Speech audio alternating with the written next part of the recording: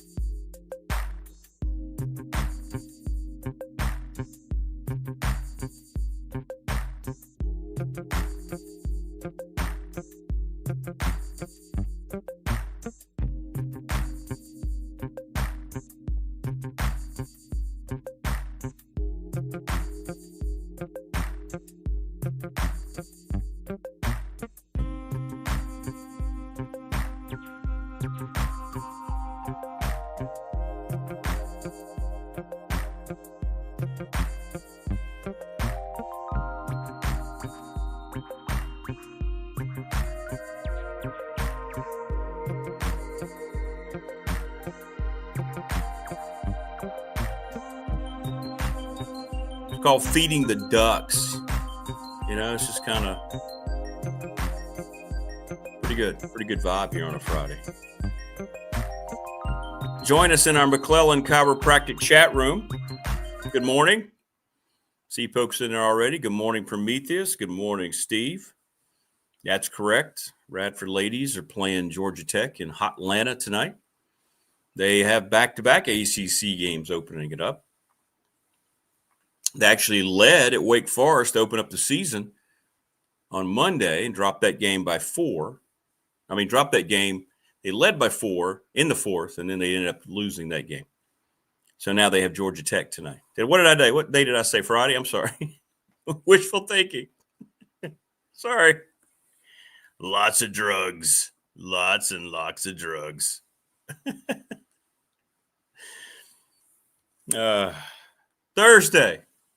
Thursday. My mind is on Friday. That's where my mind is. Good morning, Swish. How are you doing? Good to see you. Hey, TP. Good morning. Good morning, dear. Morning, dear.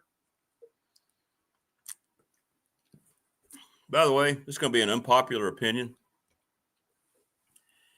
But the two things on Andy Griffith that they played a lot that I hated, I didn't like the Darlings at all. Now, I love Denver Pyle as Uncle Jesse, but not as Briscoe Darling. Uncle Jesse on the Dukes of Hazzard. TV just scared me. I thought I missed today. Sorry. I was hoping I had, and today was actually Friday. So I didn't like Briscoe Darling at all. Yeah, big fan of Otis, Pat. Yeah. Absolutely. Big fan of Otis.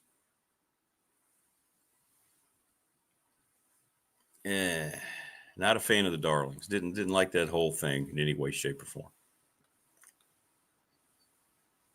And why is it escaping me? Who was the crazy guy? Like I picked the wrong week to stop amphetamines. I love that movie, man.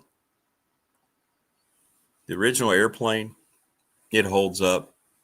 You can watch it and watch it and watch it, and all you get is belly laughs. Ernest T. Bass. Did not like Ernest T. Bass. Annoying. You just wanted to punch him in the throat.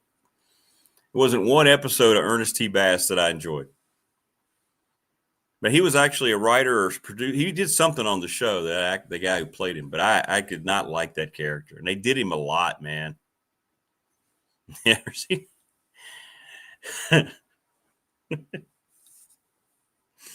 And the subtle humor of Airplane when they were called stewardesses then, you know, the love interest. Hello, do you know if there's a doctor on board?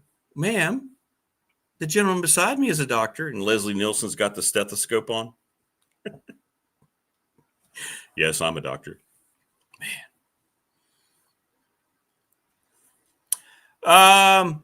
No, they won't miss out on Chesley talking about Tech football because he also has Sexton. Sexton's just trying to get as much money as he can, so he doesn't care. Jason says he did. He produced, and directed. I knew he had something to do with it. Thanks, Jason. Appreciate that. Jason Green, Family Fencing, by the way, sponsor of our studio. I didn't like the Fun Girls. Yeah, I didn't either. Hey, Bernie. Hey, da.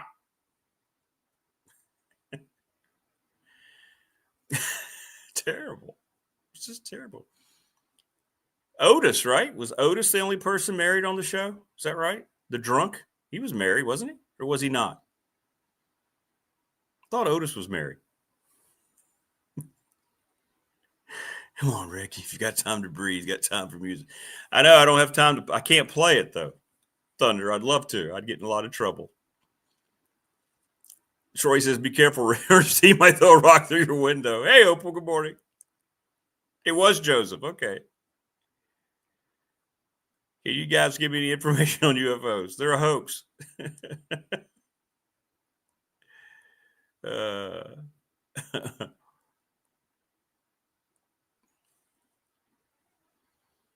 a hoax.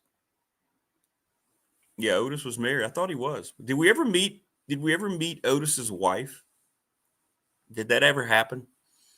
Or did he just kind of talk about her in the distance? Can't remember. Pat says, I hate it on B.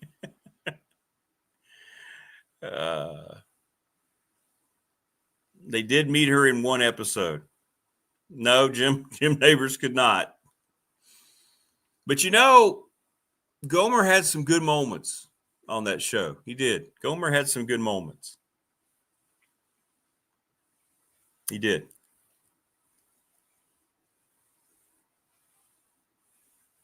When his brother came to town and Otis was a deputy. Okay. Thanks, Jason. All right. See wow. I'll tell you what, the educational value of people in Andy Griffith show. It's awesome. And I tell you, I loved to hear Rafe Hollister sing too. I'll tell you that. Remember Rafe Hollister, the farmer, had the overalls? Look down, look down. Dude had some pipes, man. The oldest one acted like he was a policeman. Did he really?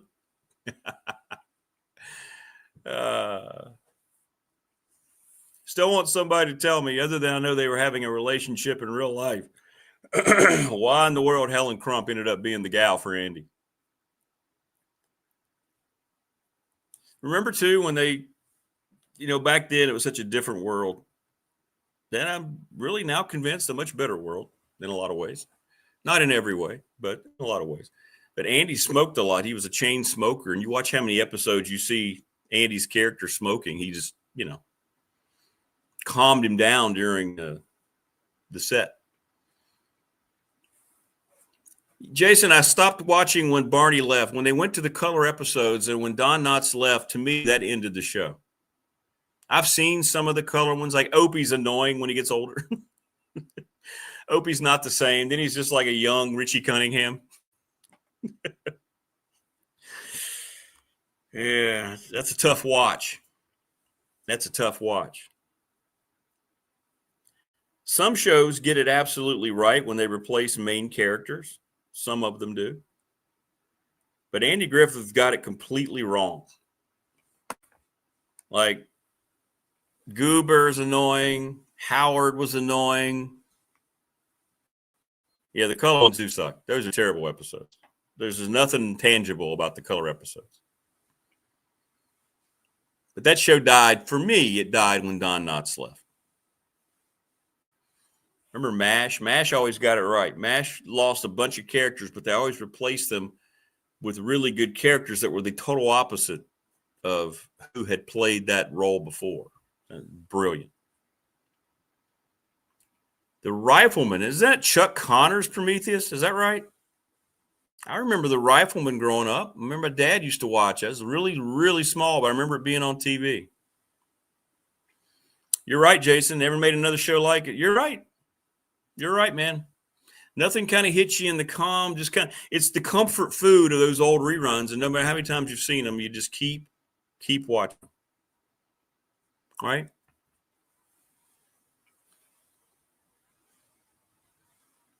That show was educational. Who knew Roscoe P. Coltrane could play the guitar? I know, right? Was it Jim? It was Jim, wasn't it? But you notice they never showed Jim like with his hands playing up close because he wasn't really playing. They always had him like, yeah.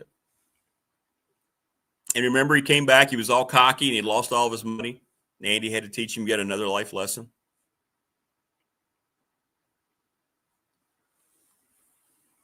But again, they had it right the first time. Miss Ellie should have been the forever girl, but they put her in a lead role. I think it was Father Knows Best. So she left Andy Griffith. Plus, Andy didn't like the fact, I think, that she was gaining a lot of popularity quickly.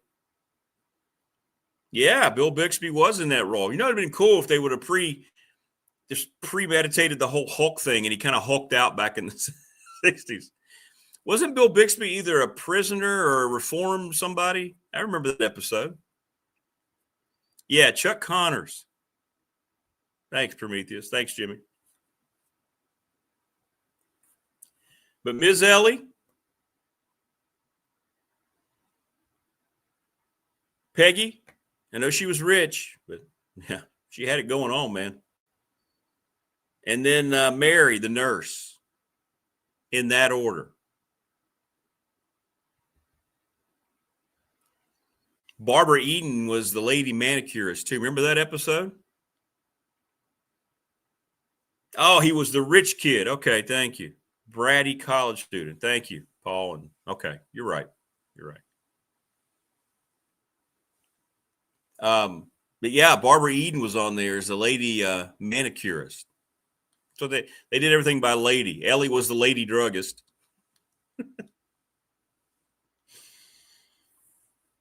That's the episode, too, where Andy, when Barbara Eden's on there, and he's like, they have this scene when they're watching her walk away, and he goes, "No, sir, that is definitely not a boy." Yeah, Connors was a great athlete. Megabond, don't forget Petticoat Junction. When you're riding on the train, there's something heading around the track to the junction. Petticoat Junction. Petticoat Junction was kind of risque for what it was, right? The things that it was teasing. I remember Petticoat Junction. Oh, yeah. Jack Nicholson was in an episode? Really?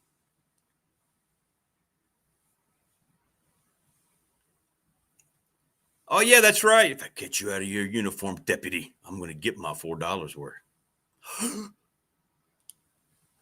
By the way, that guy, I can't remember the actor's name, he ended up being Alice's boyfriend. He was the butcher in Brady Bunch. Can't remember the guy's name. That's the episode when Barney was taking judo lessons and Andy went to go see the judo teacher. What size suit do you wear?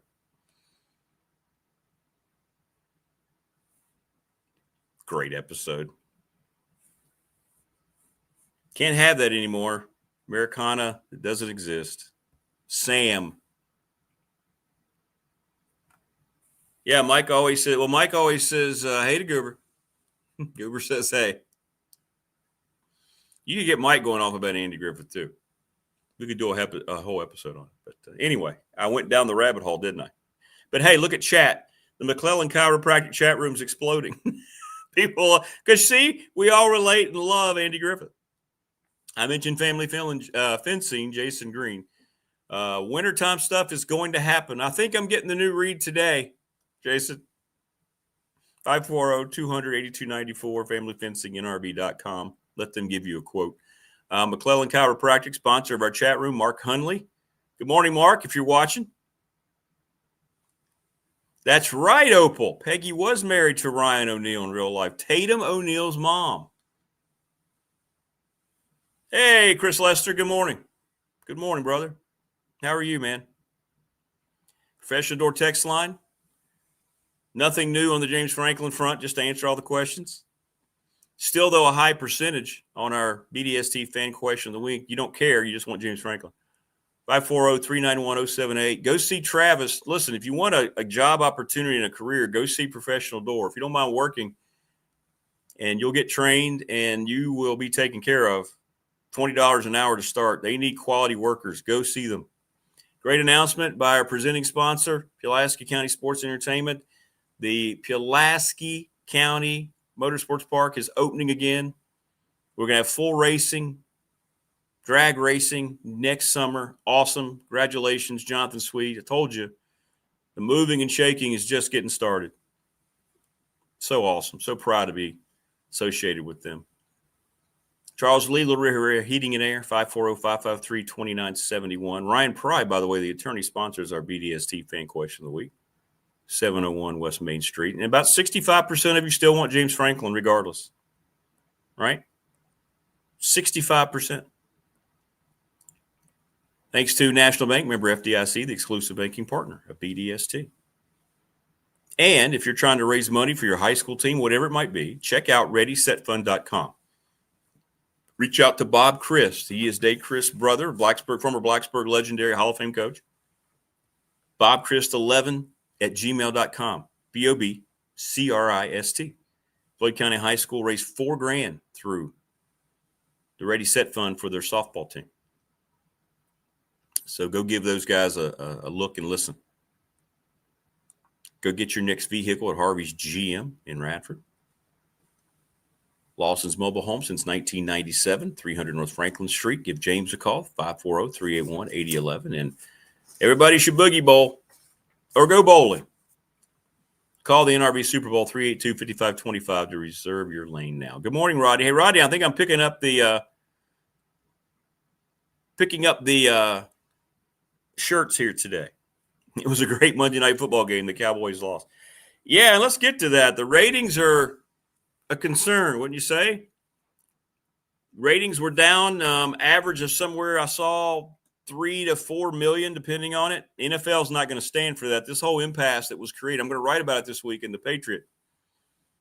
This whole streaming wars that is completely contrived because ESPN and Disney want you to buy all their stuff. They took it off of their most popular outside streaming outlet, YouTube TV, to try to get people, force people, and people are fighting back. People are not doing it. Yeah, you missed it, Wayne. I don't know where you were, but you missed the whole Andy Griffith discussion. We have some of the most educated Andy Griffith people. It's awesome.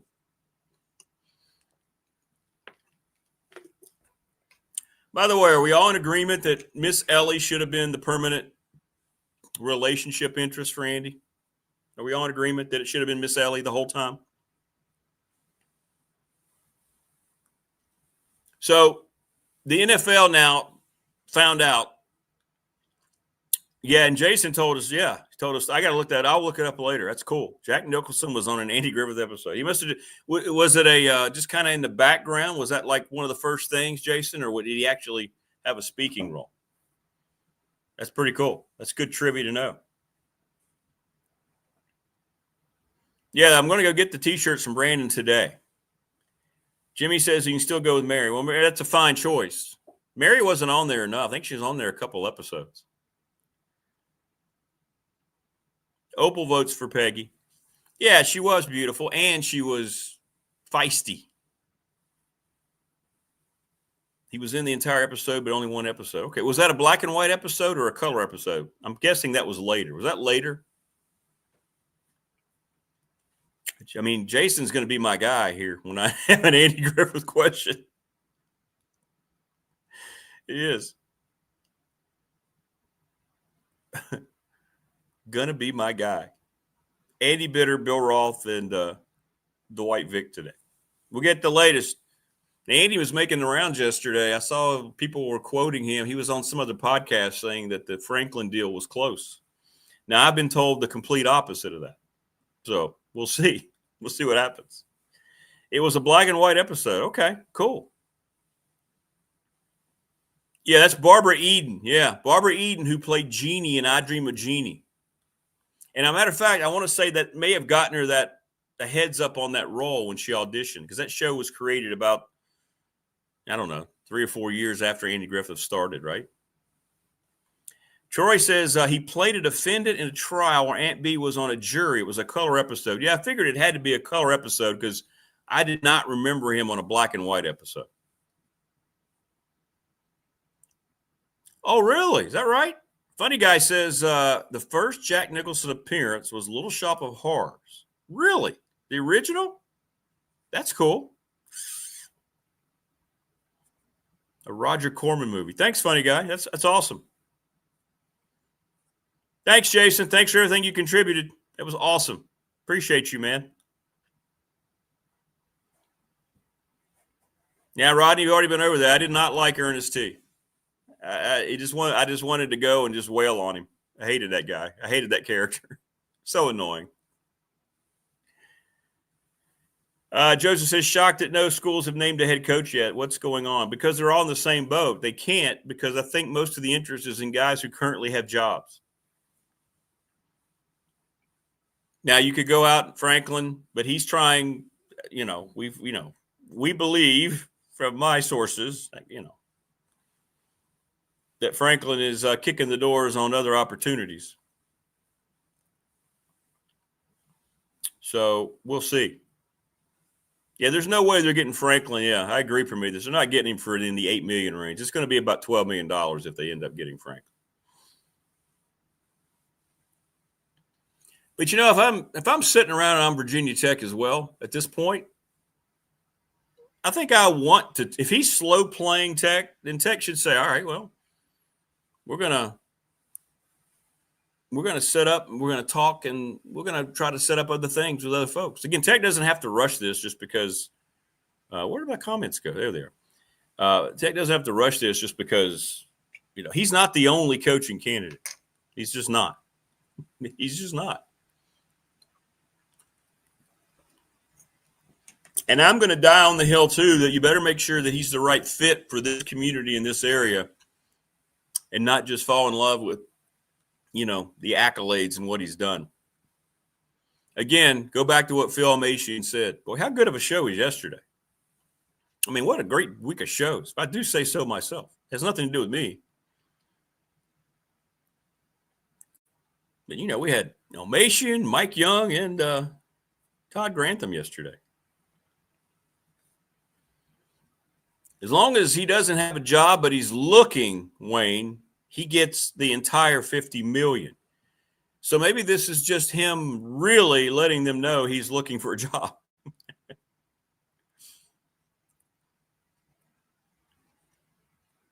I do not believe they get full credit.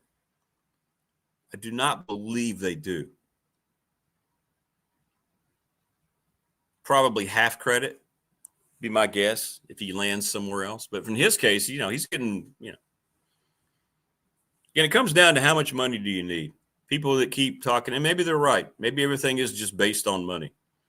That Sexton's out there trying to squeeze every dollar. Again, how much money do you need? At some point, your candidate, your client tells you, this is where I want to be, and then you make it happen. Yeah, I'll ask Andy. That question.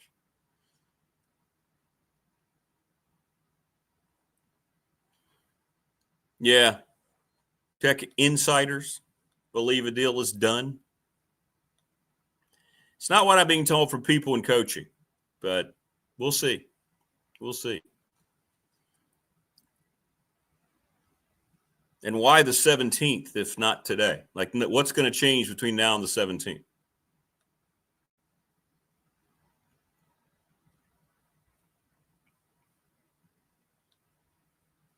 Hokie Rocks, I think he's been offered a job like this and he can't go back now. I don't know.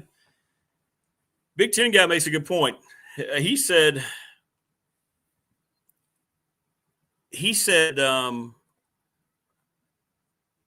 just because Tech has discussed things with Franklin and Sexton, and just because they may have said, this is what we have, this is our offer, this is what it would look like, he makes a good point. And this is what people get wrong. And I'm not saying this is the case, but he said, you can't assume that Tech has offered him the job. And I said, what are you talking about?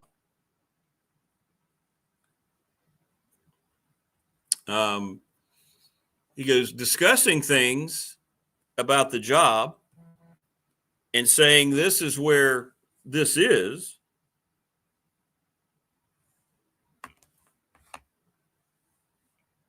Doesn't mean that Tech has said, we want you to come, boom, we're offering you the job. I was told that's not what that means. What it could mean is you're just having discussions. Here's the parameters. We like you. But he goes, don't rule out Virginia Tech being able to say, okay, well, you wanted to slow play this. Well, there's some other people we want to talk to. And I agree. Now, I've talked with Coach Elmation. He said he doesn't mind when I put his text up or talk about his text. I've heard the same thing, and so is he. I have heard James Franklin is waiting on the Florida State situation. And I've heard that from multiple people in Power 4. It's an easier track. Lane Kiffin's looking at it too. It's an easier track to the playoff. It's no longer. It's about being part of the national playoff. But I think what we've assumed, because I'm learning this as we go, I have no idea, right? These are strange times. That negotiations, conversations, interviews, going over things with Jimmy Sexton doesn't mean that he's been formally offered the job. As a matter of fact, if Sexton and Franklin told Tech that they don't want to do this right now, why would Tech officially offer that job when they haven't spoken to anybody else? That's not good business.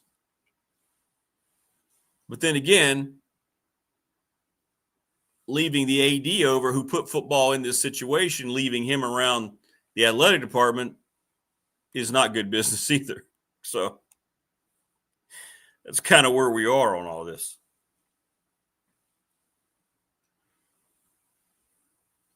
But here's the key. Nobody knows the time frame. Nobody knows what has officially been discussed. Nobody knows about any kind of actual on-paper offer, right? People are just assuming, and I have been as well, but it's interesting to me to learn as much as I've learned through this process. It's been cool to actually, you're kind of taking a step inside, but you're not.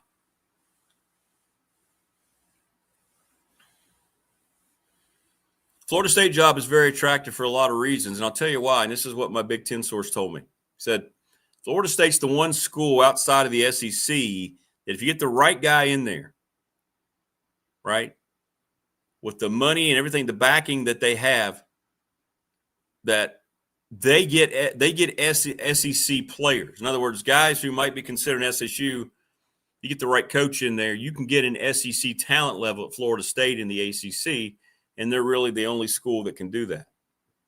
And these coaches know that. Hokie Bob, Franklin is still on the car lot kicking tires. Yeah, it feels that way. But, Tech should be on the car lot too. And I think they're going to be. I think Tech is more in control of this than we've been led to believe. I don't think they're sitting around as a little helpless entity over there. I don't think Bruce Arians and Bud Foster are going to be played that way. Bud Foster. You think that guy's going to sit around and just pine away for one candidate? You think he's going to feel like we don't get James Franklin, Virginia Tech can't have a successful coaching search? No.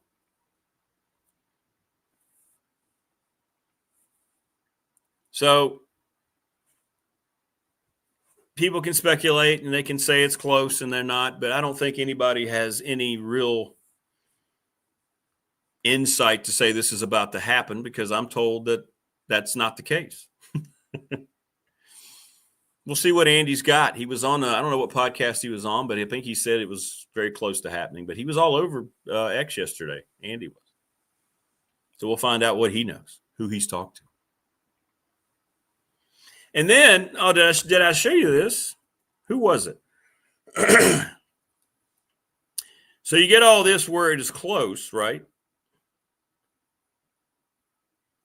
But how much do I love the fact that ESPN's ratings are tanking because they took their games off of YouTube TV.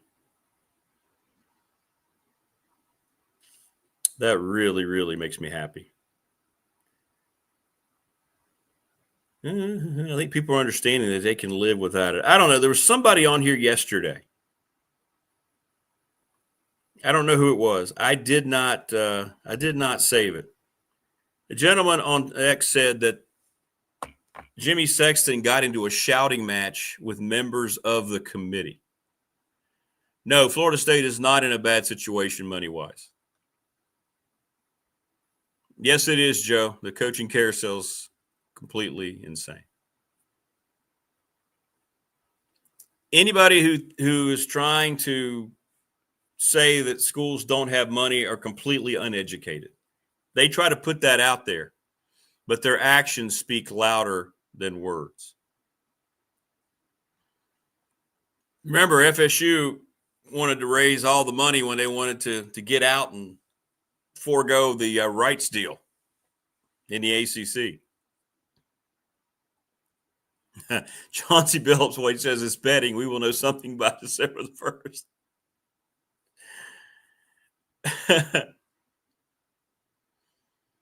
Joe Rogers. Thanks, Hokey Rocks. I couldn't remember the name. You the man. Yeah, I saw it. I don't even know who the hell Joe Rogers is. Let me find Joe Rogers here. Good Lord, it doesn't even come up. Who is Joe Rogers? Which one is he? I don't know. Anyway, he tried to claim that Sexton got into a bad shouting match with members of the committee. Jimmy Sexton doesn't talk to committee members. He's not sitting there like on a Zoom with all 8 committee members and that's not what he's doing. He's dealing with Whit more than anything, because Whit's still there but he's not, just things that don't make any sense. But yet people are going to eat it up. Oh, did you hear that? Did you hear that, Sexton? How would he even get that information? You think people on the committee are going around, would you hear that? James Franklin yelled at us.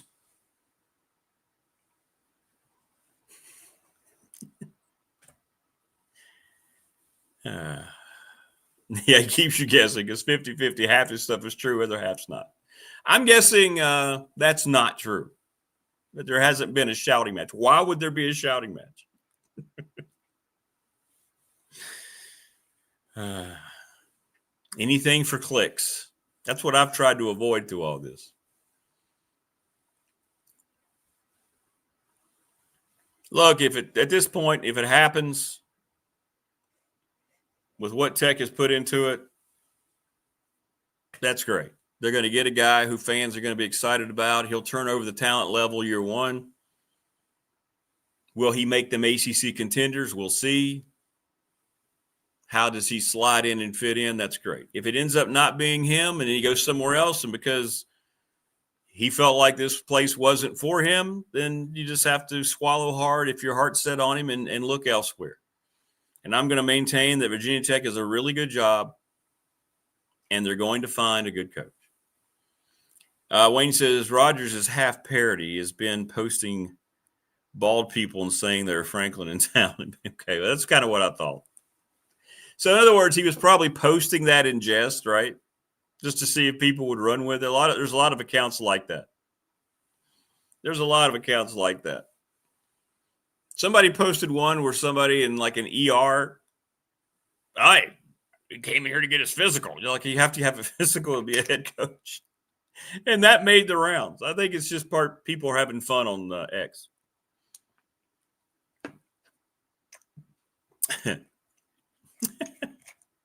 I saw that too. So no, I don't believe any of that's true. I do not. Nor do I think a deal is imminent. But we'll see what Andy says.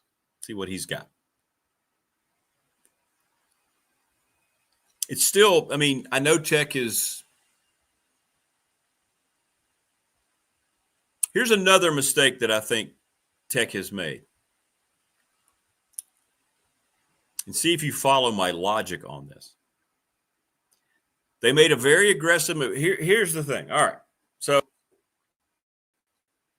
week are we in now? We got 3 games left, right? Uh-oh. Hang on.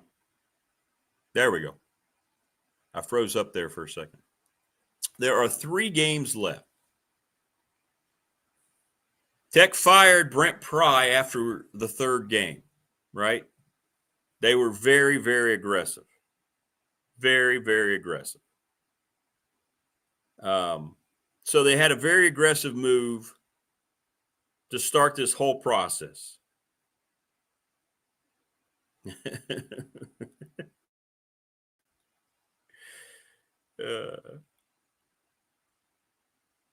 So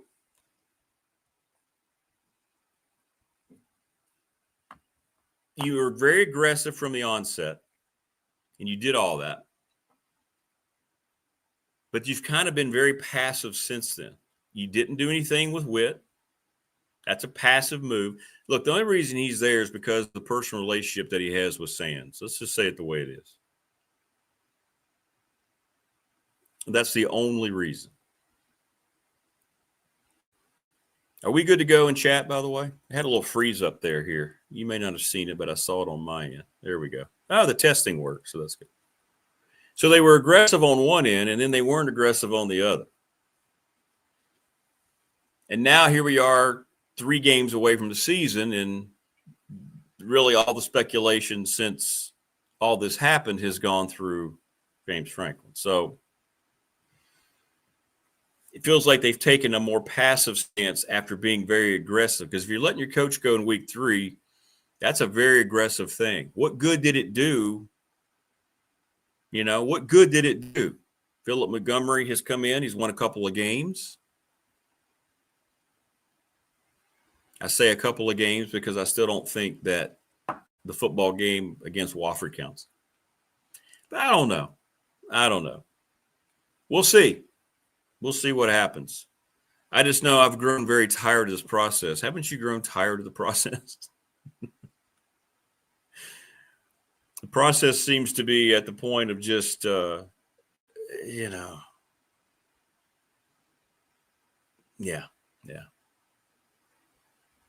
Monty is better.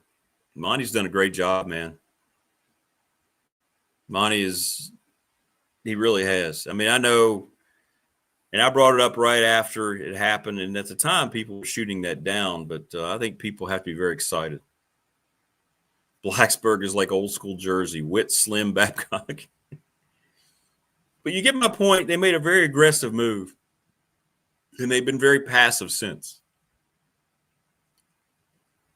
They had everything structured to sign the NDA, so no information's coming out. That's why all these people who claim they have all this information. I mean, if the committee who signed those things are going around talking to people, even out in the community, that's violating that agreement that they have. It's not real. So that's why I'm very sketchy when I hear people say, "Yeah, I talked to somebody from the committee." Really? Not going to tell you who. Where's Balboa Creed? He's racing up the field. I don't know. He's out somewhere now. It could be him. He will jump out of here. I have the trash can right outside the door here to the downstairs, and he will jump up and he sticks his head around the corner like, all right, let me in. I'm ready. I'm done. So, yeah, we may have to at some point get up and go get him. Thanks for it was good yesterday. Thanks, people on the professional door text line. That was great. It's great when guys like Mike Young just stop by your show. I said, yeah, well, that was something I'd been working on, and it I didn't know where it was, right? So I said, okay, all right. And then they called and said, hey, coach is ready to come on today. I said, okay, let's go. So, yeah, it worked out. It's kind of cool. Yeah, Montgomery he'll get an opportunity. I don't know whether he'll be a head coach. Maybe he'd go to some group of 5 team that is going to lose their coach to a Power 4. That would make sense.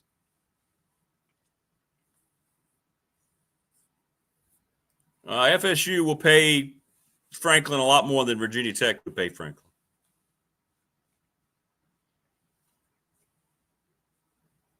Because I've got 2 words for the whole Florida State money: the Seminole Casino. Look it up.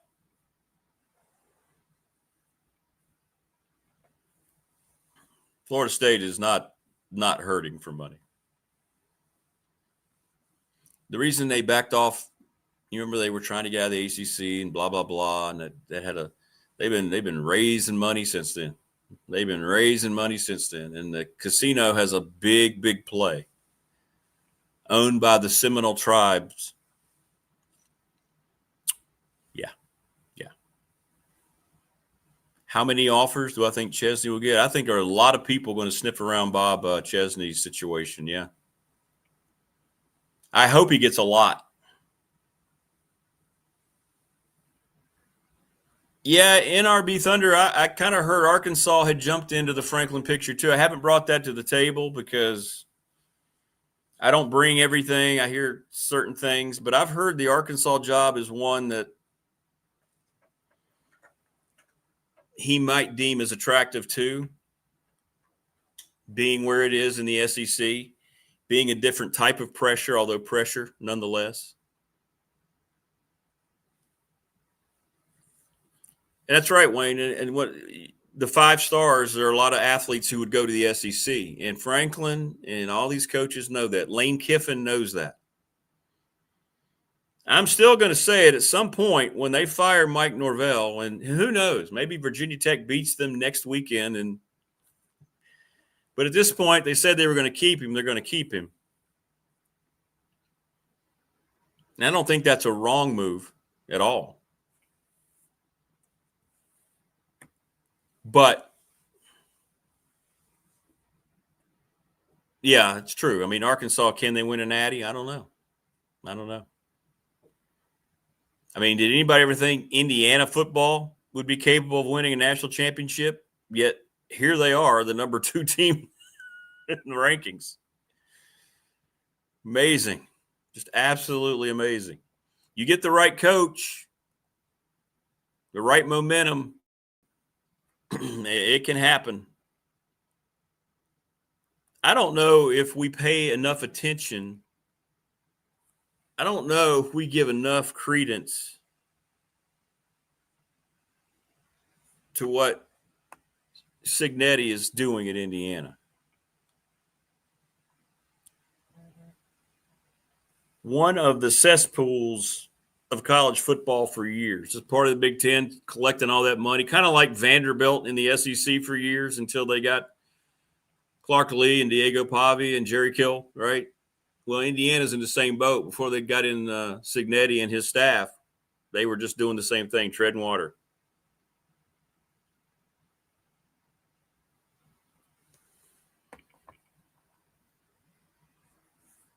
I mean, Arkansas was a lot more nationally prominent, 70s and the 80s and all that. But, yeah, it's tough. SEC, it's tough. I mean, you think about all the schools there. How many of those schools in the SEC legitimately, though,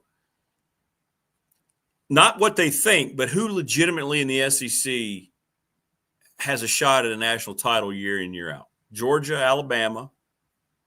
I'm talking year in, year out. LSU, if they get the right person, but now that whole thing is so strange. I don't know what all that's going to mean going forward.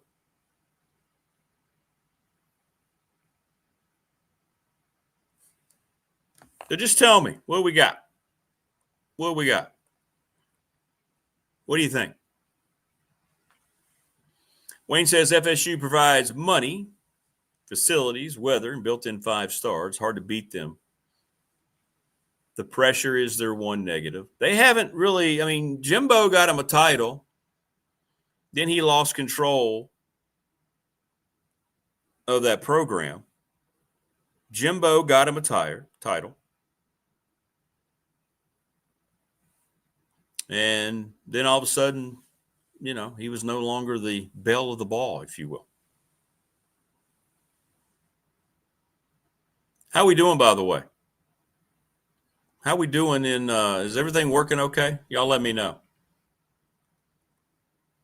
We doing okay? Is the connection all right? I know it froze up for about 10 seconds, but I haven't had a problem on my end, but you're the ones who tell me because you see it more than me. Everything good? Okay. Jason says Tech just needs a good quarterback to win. Well, they need a good coach. They need a good coach.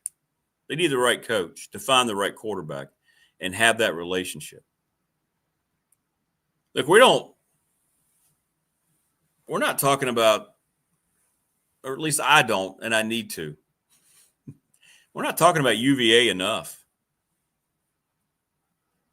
Right? I know Tech fan doesn't want to talk about UVA, but we're not talking about what they have done enough.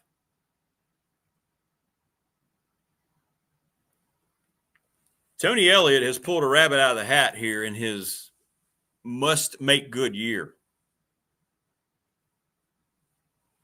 They spent NIL money. They spent it wisely just in terms of not only talent, but talking about the way that they were able to go out. Hokey Rock says, oh, yes, we are. Plenty enough. I know you don't want to talk about them. But we're not mentioning UVA enough.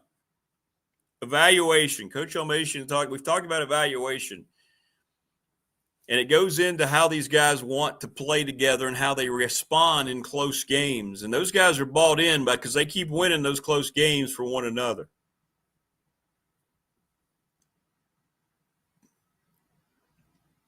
It was a make-or-break year in Charlottesville, and Tony Elliott spent his money wisely, and what they're doing is not getting – let's put it this way. I'll say this, Hokey Rocks. They're not getting enough national credit.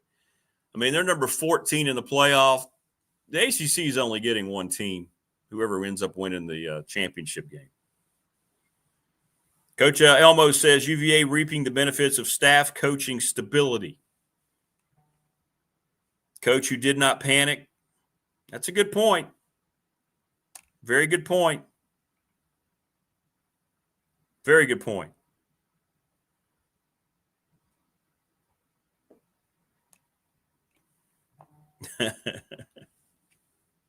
GoDucks.com. I can post this because it's website, apparently. I remember when GoDucks.com will. I know, right? I don't even know what that is you sent me, Wayne.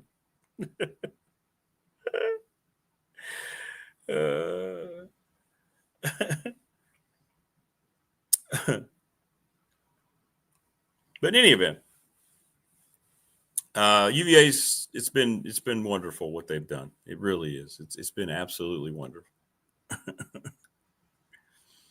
Thanks, Opal. Thanks, everybody. Yeah, we're good to go. We're good. But yeah, Florida State they'll be in that market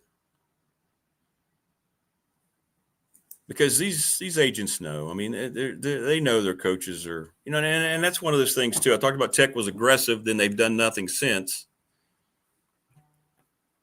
They haven't done anything at Florida State yet. People are now realizing that job's going to be open, and they're getting all sorts of people that are circling around that job. Oh, yeah, that's right. They did. They posted me voice of the Ducks. That's right. I forgot about the things around GoDucks.com. Quack, quack. The game in Parisburg tomorrow night. Maybe Coach Rags will be there. Who is that? Is that Giles and Glenver? Who do they have, Jason? It's not NARS. They've already played NARS, right? Who do they play tomorrow? Last regular season of high school football here in the area.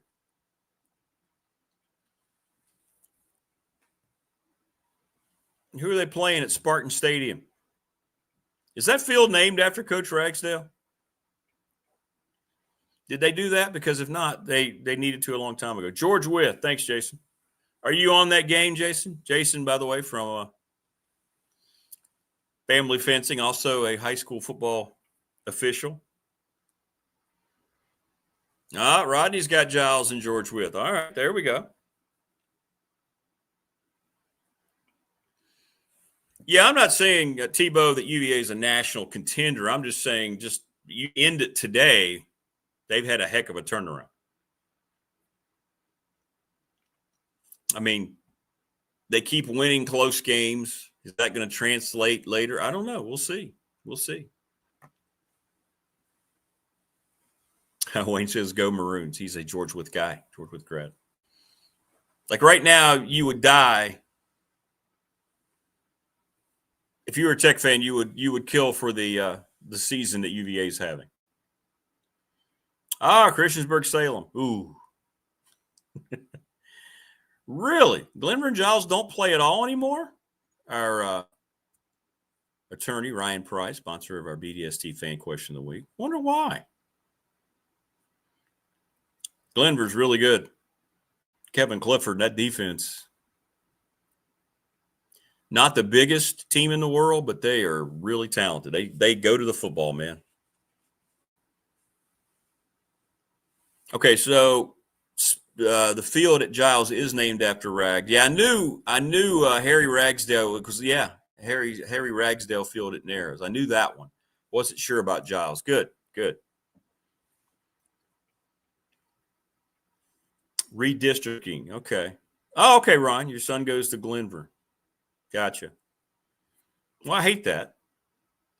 You would think you could have a non-district game, right? And have that game still be played. Yeah. The Highlanders are at the fighting Tim Cromers this weekend. Big win for Radford last week against Floyd. Yeah, I know they're in different districts, but you don't play just district games. I mean, you could play. Giles plays, Blacksburg every year. They're not in the same. You don't play just district games. There's only like 5 or 6 district games, depending on what district you're part of. But you could fill out the rest of your schedule, your non-district schedule, and have a game, Giles and Glenver, that would have a huge crowd, big interest. We've lost too many of those games over the years. I'm glad Giles still plays Blacksburg. That's a big game.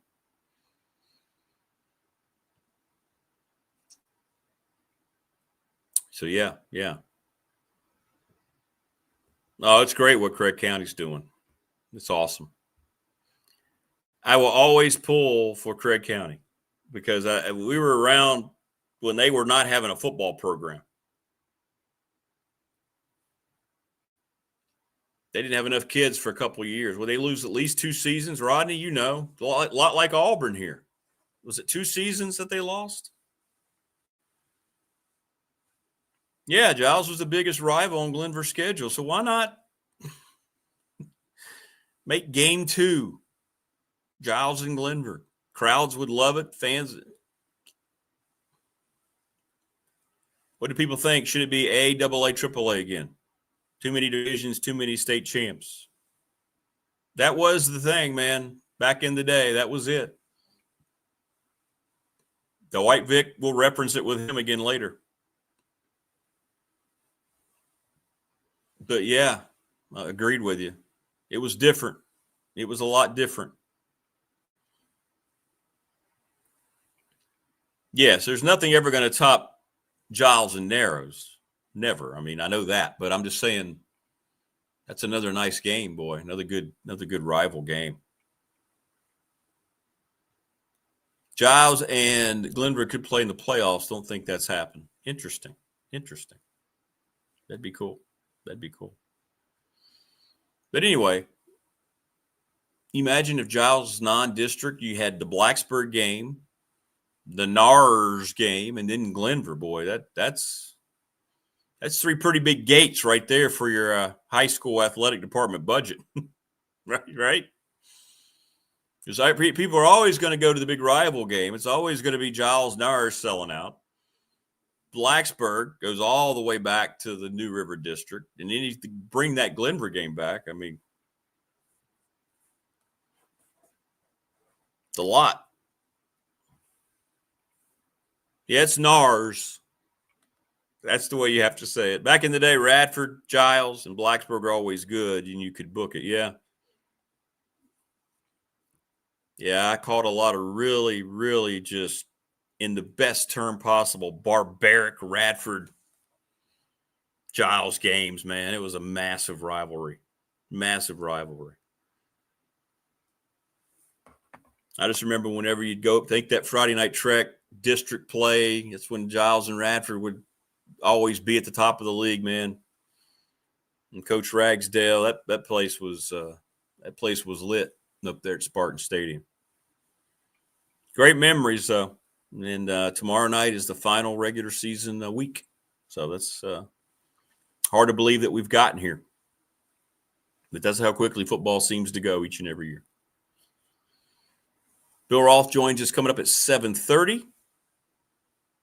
He's got a off week. And Dwight Vick joins us as well in the third hour. Keep your comments coming through on the McClelland Chiropractic chat line. Hit us up on the text line. Brought to you by Professional Door, 391-0788. Andy Bitter joins us now from Tech Sideline. Good morning, AB. How are you, brother? I'm pretty good. How you doing? Doing all right, man. Saw your name all over X yesterday. You were on a podcast, and you were talking about James Franklin, and it got a lot of traction. Yeah, I think the headline was a little misleading on that one. I don't know. I think I expressed a little more skepticism than what the headline. No, according to you, it's done.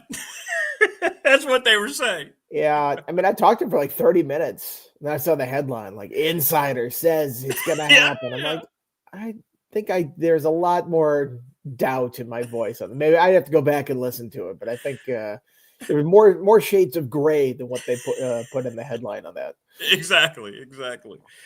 Well, let's talk about those shades of gray. It's the topic that everybody wants to talk about. What have you heard? What are you thinking right now? At least in the things that you've heard, if you don't want to share, but what's your mindset right now toward this whole thing?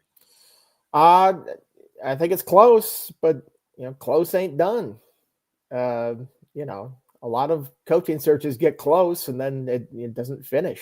So, everybody's always like, a lot of smoke out there, a lot of smoke. Okay, show me the fire at this point, right?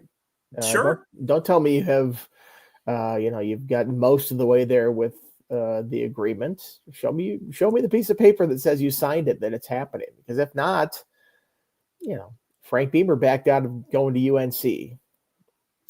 Greg Schiano was going to be the Tennessee coach until he wasn't. These coaching searches seem like they're done or on the doorstep of being done, and then they don't get done because there's a lot of money involved and a lot of different factors involved in this whole thing. So we wait at this point. Last week I came on the show, I said, it's early. It's still October. You know what? It's November 6th. That's still early in a coaching search process. It is. As much as people are like, man, Virginia Tech has gone out there and they've made this great offer and he's got to take it or leave it. They got to move on and pivot to their second choice.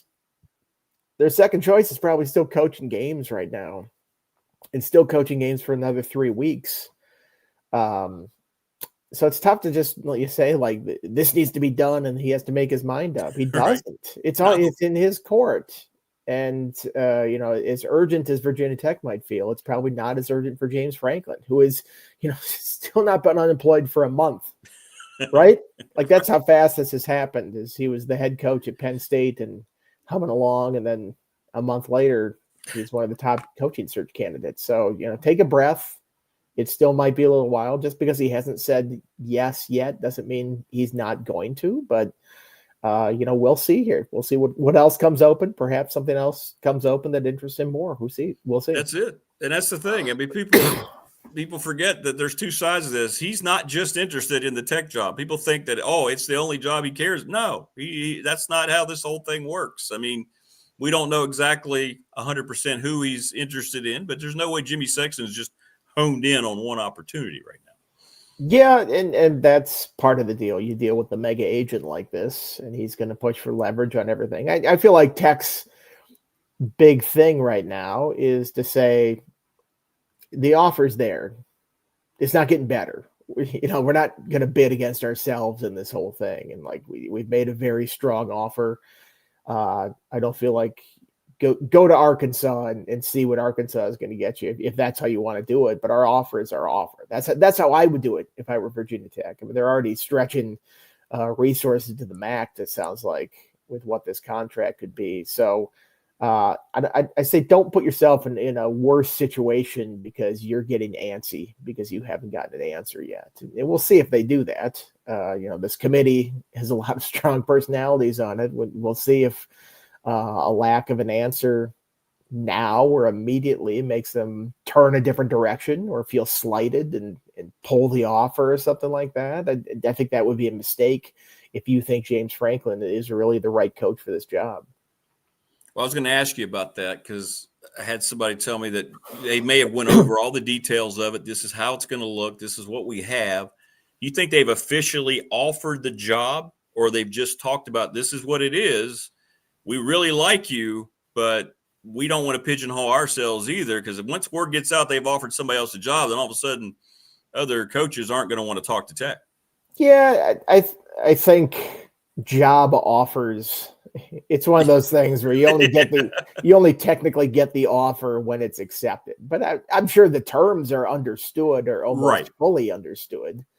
So it's just maybe sort of semantics about whether an offer has been made. Yes, 100%, 100%. So we'll see. We'll see what happens. I still maintain it. Try to remind Tech fans this is a really good job, and they're going to get a good football coach. I mean, they know they have to. Tech should never feel like they're not deserving of, the right coach in here, right? I mean, this is a good place. Yeah, it is. And, that's the other thing I keep saying is there's other coaches out there. That's right. This is, I think, what agents want fan bases to believe is that this guy's a really good coach and he's the only coach who can get you out of the trouble you're in. That's not the case. That's never the case. It's not true in football. It's not true in politics. It's not exactly true in anything. There is no savior that's coming in that is the only person that can fix this situation. No, there's plenty of good coaches. I keep maintaining if they end up with Bob Chesney in this whole thing, I think that's a great result. Absolutely. I think he's a really good coach. And, oh, by the way, you're probably not spending $10, $11, $12 million a year on that coach. Where could that money otherwise go? Now, maybe you don't get that kind of money committed from donors if it's Bob Chesney and it's not James Franklin. But, there's other ways, there's cheaper ways of going about hiring this football coach. And, yeah, you look at it every single cycle. That's always the thing that people do in the aftermath of coaching hiring cycles. Let's grade the hires. They did a great job. Billy Napier, A, Florida. Well, that was an F hire in hindsight. That's right. Right. You see that a lot. I love going back 3 years after the fact and looking at those grades and going, they're just grading based off name recognition of somebody. Now, Pry got like a C+. That was also an F hire. So, it's not perfect, but, sometimes just completely underrated hires. I don't know who's sitting there going Signetti was an A+ hire for Indiana. Right at the time. Right. Now, it was a good hire because he had won everywhere, but I don't think anybody looked at that and goes, home run. They really knocked it out of the park. Right. And yet, in hindsight, that's an A++ hire. I mean, that's the best hire you could make in that cycle. 100%. I mean, I think you fall in love with the name. Filmation says you can't get caught up in falling in love with the press conference, right? Don't try to hire a coach to win the press conference. Hire the coach who's going to win for 5 years, right? And you're right. That's exactly what you're saying. So. And I mean, the lesson for Virginia Tech is right there in its own history. And everybody wanted Bobby Ross back in the day. That's right. And they don't get Bobby Ross, and they get Frank Bieber instead. And what was the Bill Brill column back in the Roanoke, whatever the newspaper was called back in the day? It says, like, waking up on Christmas morning, instead of getting a toy bike or whatever, you got a sweater. And, Frank's famous line was, maybe Virginia Tech needed a sweater. It's cold in the winter. Classic Frank response with class, and got the job done. But, back then, I bet you fans were like, oh my gosh, didn't get Bobby Ross. We're getting this guy instead. And it turned out you got a Hall of Fame coach. You just didn't know it at the time. 100%. 100%. I think that's exactly the way Tech fan needs to look at it. The committees, they're going to have a good football coach, whoever it is. It's not just one guy who can change things around here. Has to be the right guy. That's why all these jobs are coming open, because they thought they had the right guy, AB, right? They thought they had their guy to do it. Well, that's the thing is you look at this, and most of these hires don't work. You're most likely going to be firing this person that you're hiring right now at some point. And that's even if they have some success. Justin Fuente had success. They ended up having to fire him at a certain point. James Franklin had a bunch of success at Penn State. They ended up having to fire him at some point. So they're putting all these huge contract numbers out there, and I don't know what's real when I hear them. You have to wait and actually see it on paper to believe that this is an actual figure. But think about the back end of that and what you could potentially have to owe a coach if this doesn't work and you're overextended so much. Does that affect your program down the line? Jimbo Fisher was the savior for Texas A&M. They gave him that ridiculous contract, and then they ended up having to eat $77 million of it. James Franklin, $50 million. I know they're not going to pay that whole amount because of the offset in there. Norvell, $59 million right now. Don't put yourself in a situation where a couple of years from now you may be going, man, we really got duped in this whole thing, and now we're in a world of hurt financially, trying to pay this thing off, or being in a decision where you have to keep somebody you don't want to. What are those? Do you know those numbers? I had a couple people in chat want me to ask you, because I didn't really know the numbers. What is the offset language about Franklin's buyout if he gets another job? Like, how much does he forfeit it all, or is it a certain percentage that he gets? I think it's.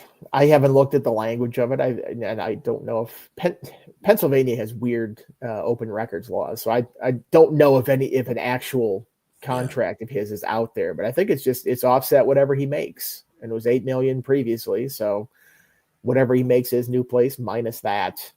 And I think part of it is it's a fair market, like it's you have to get a fair market offer. You can't go somewhere and then be like, well, you'll pay you $200,000 a year, and then they're on the hook. I don't think you can do that. Perhaps Penn State thinking ahead of time with writing that contract. I don't think that's allowed by that whole thing. But again, I'm not a contract lawyer, and I have not seen the actual contract. Well, Franklin a little bit from that area, covering him. He's not a very media friendly guy. He's not a very personable guy. He thinks a lot of himself. Take the football side out of it. How do you think he would settle into a community like the New River Valley? I think he'd be fine here. I mean, it's not like Penn State is same New York City. Yeah, I think I disagree. I think he is a media guy. He likes to be in the media. He likes to put himself out there. Very much a guy who enjoys the camera, I think, on that whole thing. I would argue with some of his media policies, since basically Virginia Tech adopted all their policies media-wise based on what Penn State did. And, we pushed back on that initially, and they didn't listen to us at all. It's like, we're just going to do it this way. Like, these are very different beats, not quite the same level of coverage that you have here. I don't quite know why you're doing it this way.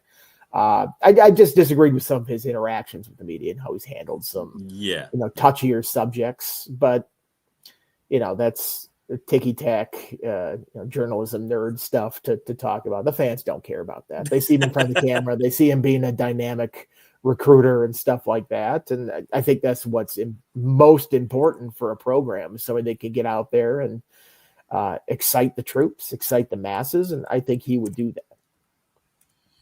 Well, let's go back to the game. Feels like it's an eternity ago. I guess it has been. We're on Thursday now. What did you see? I was traveling to get to watch it, but it's 16-7. Then I get back and see that they lost 28-16. What happened? And I mean, the offense went away. What did you like early, and what happened later? Yeah, well, I mean, they were doing all the things you have to do to pull an upset early. An interception that gave him great field position for a touchdown. Blocked a punt that sort of unlucky that it went out the back of the end zone. Typically, you block a punt like that in play, you're going to get great field position down there. But it went out for a safety. Made a big defensive stop on a 4th down that flipped things. And then, Louisville's pretty good, and Virginia Tech stopped making plays. And I go to the deep ball to Donovan Green that maybe slightly just out of his reach, maybe should have been caught. I don't know if he could catch that and stay in bounds and score a touchdown, but man, it felt like it should have been.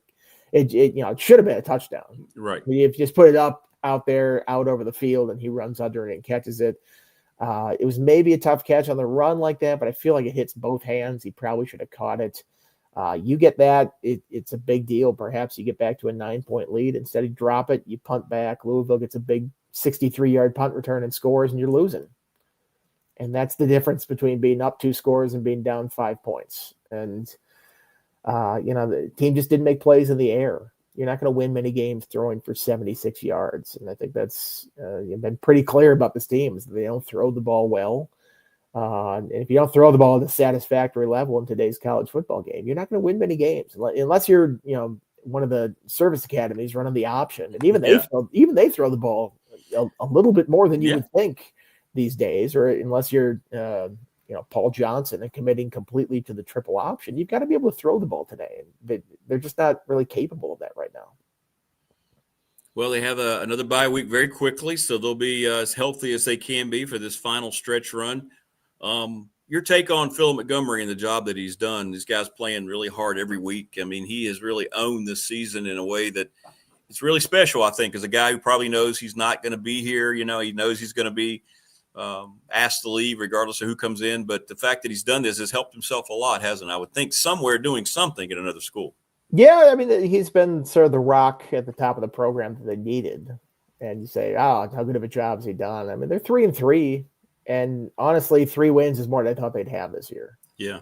And the way they started the season, the way that the direction of the season was going, you look at the transfer portal possibilities once the coach gets fired, and you go, how many players is this team going to have by the end of the year? They didn't have this just complete exodus of players on the team. So he held things together pretty well. Didn't expect them to win that NC State game. I thought they could win the Cal game, but it was looking dicey there for a half. It was. So kept the team together to pull out a fun win. I mean, he gave them 2 real memorable wins this season, which, again, is more than I thought. And, we'll see what they can do down the stretch here. If you beat any of those 3 teams down the stretch, that could be a really memorable moment. And certainly you beat UVA. People remember that forever. But beat Miami and continue their misery for not making the playoff. I think people would like that. You beat Florida State and be the one to tip Florida State over into firing Norvell. Now, perhaps not if that means that Florida State goes after James Franklin. But exactly. Wouldn't that be coincidental? They beat him, yeah. That would completely tank Montgomery's legacy. He was the one that finally made them go, that's it, $59 million is not true. Right. That. But, he's won some tight games. He's won some memorable games, and he's been very steady at the top of the program. And I think that's something that they needed, especially when you come on as an interim coach and have 9 games left in the season. You just need somebody who's going to be there every day and sort of sets the standard, and I think he has. What's your take on all this Disney pulling their stuff off of YouTube TV and that dispute? I think they haven't gotten the reaction they thought they were going to have. People seem to be digging in here. They're very recognizing this for what it is. Disney trying to get people to go buy their new app. Yeah, I mean, I'm a YouTube TV subscriber. Yeah, so, me too. I've got an off week here where I've got a whole weekend where I can watch games. I can't watch half the games. And they've done this before with other channels, and they eventually resolve it. So I'm not going to run to Hulu or something like that. No, I'm not going to go download something else. I'm just not going to watch those games. Like it's annoying. It's bad enough that the price on YouTube TV has gone up exponentially. It feels like since I got it a couple years ago. Yeah. Nobody wins in this situation. And I'm not sitting here going like, oh, ESPN is right. Oh, they're wrong too. It's Disney and Google that are fighting over like pocket change for them. It's like, what are you doing here? I think a lot of people just not put up with it at a certain point. And I don't know what that means necessarily. Does it mean they drop their UTV subscription to pay Disney more money when Disney's kind of being jerks in this whole thing too? Yeah. I mean, I'm just going to wait it out. I don't want to go through the hassle of changing the TV service, and you lose all your DVR recordings of other shows and stuff. And I don't know. It didn't really affect me last week because I was covering a game. Yeah, right. It does kind of affect me this week. I mean, it spared me having to watch that awful Monday night football game last week. It spared me having to watch that awful selection show, the college football playoff rankings release, which is this contrived weekly nonsense that they do every single week. It's like, just show me the final rankings. I don't need the lead up to this whole thing. So I'm maybe noticing that I miss ESPN all that much in some of these games. Like, oh man, I don't get to watch Get Up in the morning. Oh darn. I don't get to rush to my TV to change the channel when First Take comes on, and I hear Stephen A. Smith's voice. Like, oh my gosh, there's something that goes off my brain. Like, I have to change the channel immediately. Like, there's a lot of stuff that I just don't care about on ESPN. I care about the games. So it'd be nice if they could resolve it by this weekend, but I don't think they will. No. But the NFL is going to speak pretty soon because their ratings were down. College football was down, and the advertisers are going to start having their voices heard because they didn't sign these contracts to have that many eyes taken off their products. Yeah, right? And it's just, there are a bunch of needless standoffs right now. You look at our government right now. It's like, what are you guys doing? You look at this thing right now. It's like, come on, can you guys sit down and figure this out and just come to some reasonable agreement to move on? It's not going to last forever. So, this is just stupid posturing at this point. 100%. Final thoughts here. ACC, Virginia keeps winning close games. Georgia Tech coming off a loss. Well, how are you looking at the league right now as we head down the final third? It's insane. I don't know how else to describe it.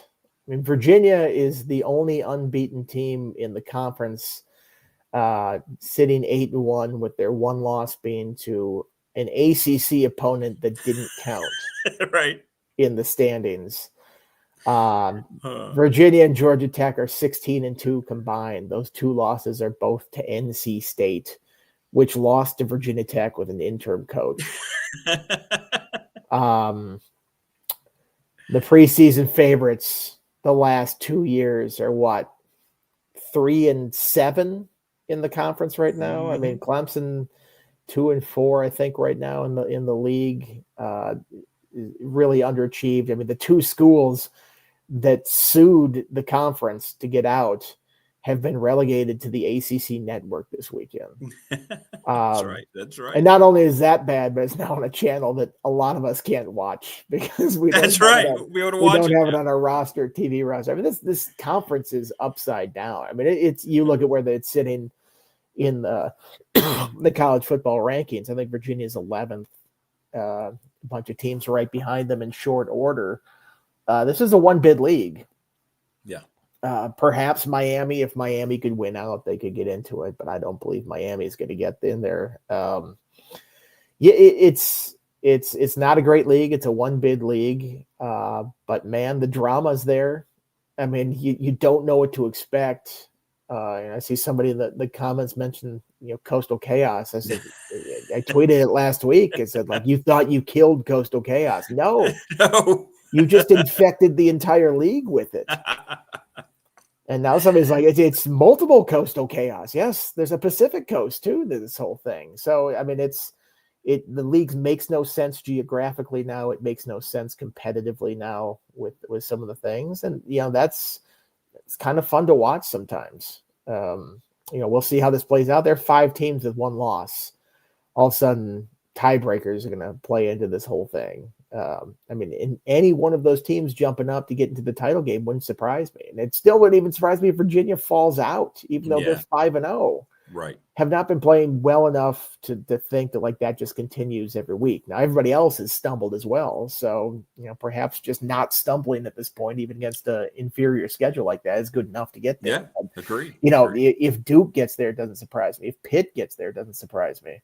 Louisville, Georgia Tech, SMU, all with 1 loss, have played good enough football to get there. It's going to come down to maybe some crazy tiebreaker that, I don't like the tiebreakers. I wish they would just stick with 8 games, just have a semifinal round in the ACC playoffs. I think that would be more entertaining and perhaps a better solution to this whole thing than trying.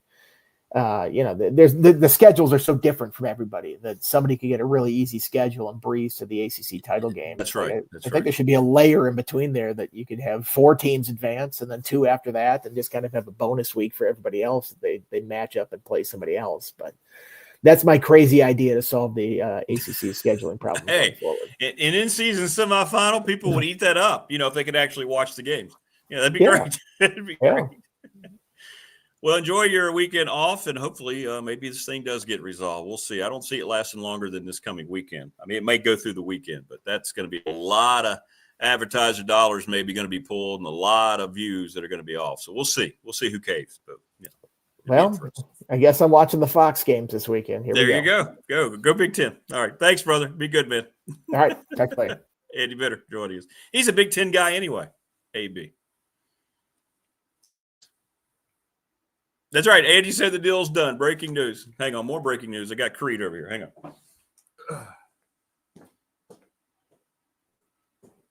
Actually, it just feels good to wait to get up. Come on, buddy.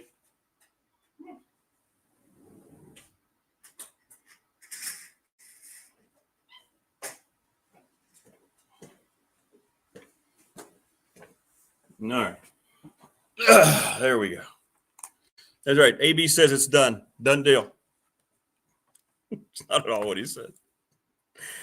But that was the headline. Hey, Tech Insider says this thing's almost there. Bill Roth will join us here momentarily. The voice of Virginia Tech football. Yeah, the man just came in. He's been out there braving the cold all night long. He's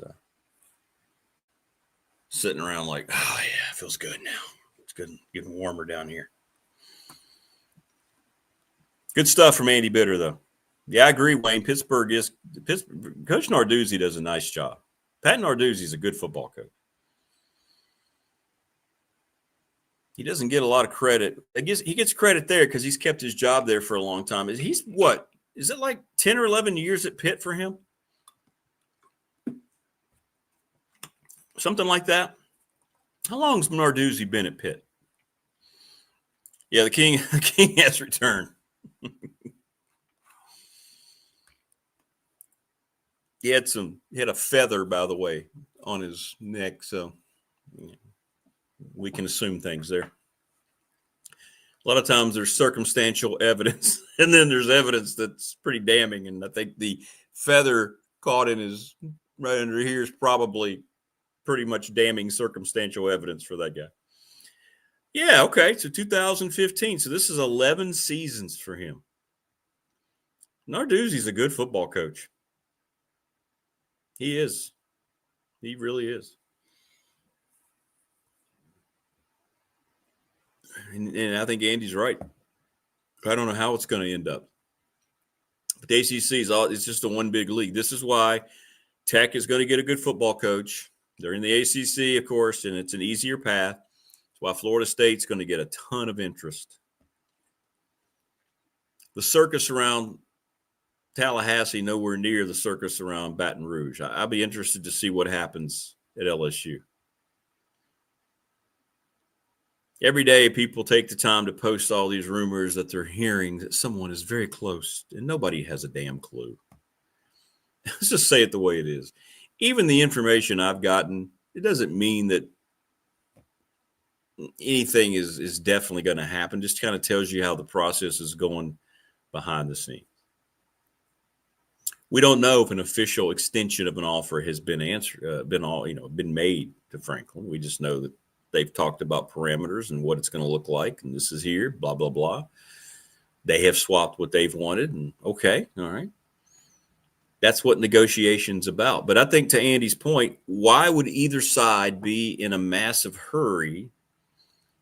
Because I believe Virginia Tech has other people it wants to talk to. Why would you just talk to one person? You're not. So all the people who think that they have all this insider info and all the people who are trying to get clicks and all this nonsense, just recognize it for what it is. That's all it is. I mean, everybody's going to hear things. It doesn't mean any of it's accurate in terms of when Virginia Tech's going to name its head coach. And anybody who's saying they're getting information, which a lot of these people are saying, hey, I spoke to a committee member. No, you didn't. Because they signed legal agreements not to talk about it. All right. Dwight Vick joins us coming up. And we're excited now because it's been a couple of weeks. There he is. He's the voice of Virginia Tech football. I've missed my friend, Bill Roth. What's up, brother? Good morning. Good morning. How are you? How are things over there at the home studio? Yeah, man. It's going okay. How about you? Yeah, you look good in yours too. I'm enjoying an off week. We had this weird season in which we've had, 2 open dates in the last 3 or 4 weeks. So it's nice to have it catch up on some things other than rosters and 2 deeps and storylines for our team and the other team too. So, but good to be with you. Yeah, good to be with you. How's Baxter? I like to check on Baxter. Are they good? Is he around? He's ready to go out for his walk. I can tell you that. He's not big dog, but he's on the ground here. He's ready to go. He's ready as the official co-pilot. Yes. I think the last time we spoke, you were getting ready to prep for Cal, right? We're getting ready to watch them play UNC and the trip out there and everything. And now, Tech, here we are. Your thoughts on the Hokies? You know, this is a team that continues to go out and leave everything on the field. Very impressed with the way they handled the situation against Cal here at home. What do you think about Virginia Tech 3-3 now, and what this effort and what Philip Montgomery is doing, Bill, what it really means? I think Tech fan really appreciates what he has been able to do here. I think we should. He's done a really nice job of keeping them together. I'm impressed with guys like Noah Chambers and Sheldon Robinson who are coming along. Some of these youngsters are getting some playing time, which is exciting. We saw Jeffrey Overton make his debut in the Louisville game, and he played an awful lot. What you don't know is how many of these freshmen that are playing are auditioning for another team. And there's a lot of unknown, and there's a lot of I think that the roster that we have in the spring is going to look a lot different than the one we have now, and that's dependent upon the coach. But in terms of the buy-in, yeah, we're getting it for Coach Montgomery. We're going to owe him a big thanks at the end of the season. We already do owe him a big thanks for keeping things together. Well, got off to a great start last weekend, and it looked really strong, and then the offense just kind of went away. Louisville's a really good football team, and they adjusted. What were some of your thoughts watching that game unfold? Tech came out the way they needed to, though, didn't they? Started that game the way they needed. I think if Louisville was in the SEC or had a different name on the jersey with the same players, they'd be ranked a lot higher. Mm-hmm. They've got a veteran offensive line. Both of the backs, both of the Browns, unrelated, but the same name, played great. They've got a quarterback that he's a 23-year-old. He's been through an awful lot that I thought the Hokies rattled him a little bit. They hit him a bunch, and Louisville said, okay, let's just run the ball. And that's the sign of a good team. That was the adjustment Louisville made. They just said, you know what? We got this great quarterback, but we don't want to get him hurt. He's not having a good day. I don't want to say he's not the toughest kid around, but I think the Hokies got in his head a little bit. And so they just decided to just pound the ball, and they did. And that was a little bit discouraging because the Hokies have been pretty good against the run. Yeah.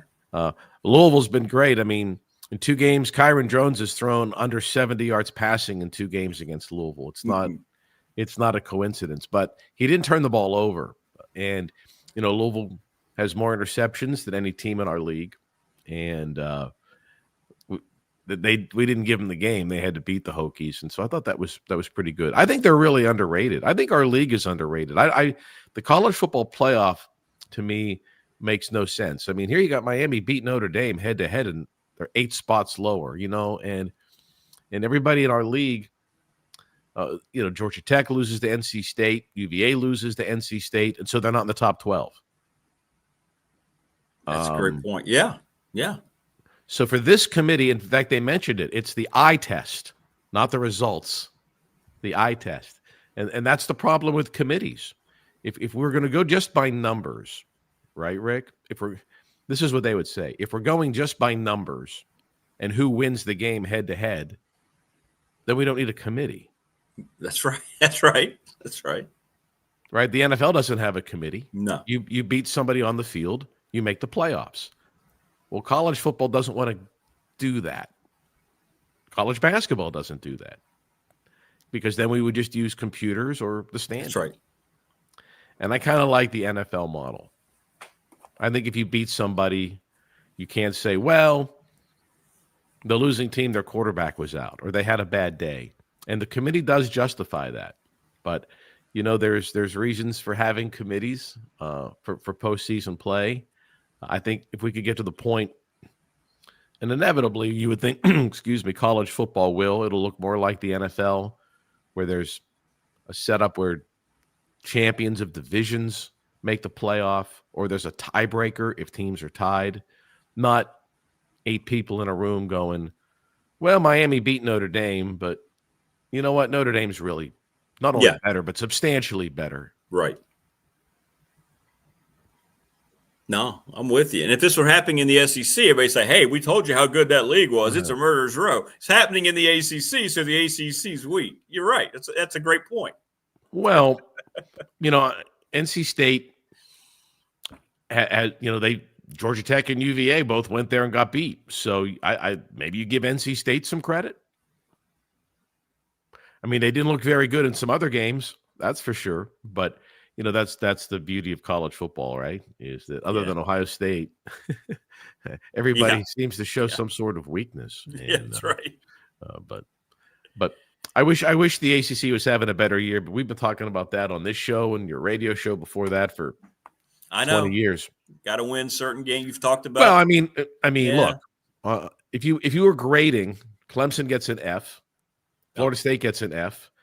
And Virginia Tech fired its coach after 3 games. That's an F, right? So these are the name programs, and I assure you that if Penn State had the same situation, right? But if Penn State, Ohio State, and Michigan were all bad at the same time, you wouldn't give Indiana any credit for being good, right? That's right. But you have to have your bigger name teams win.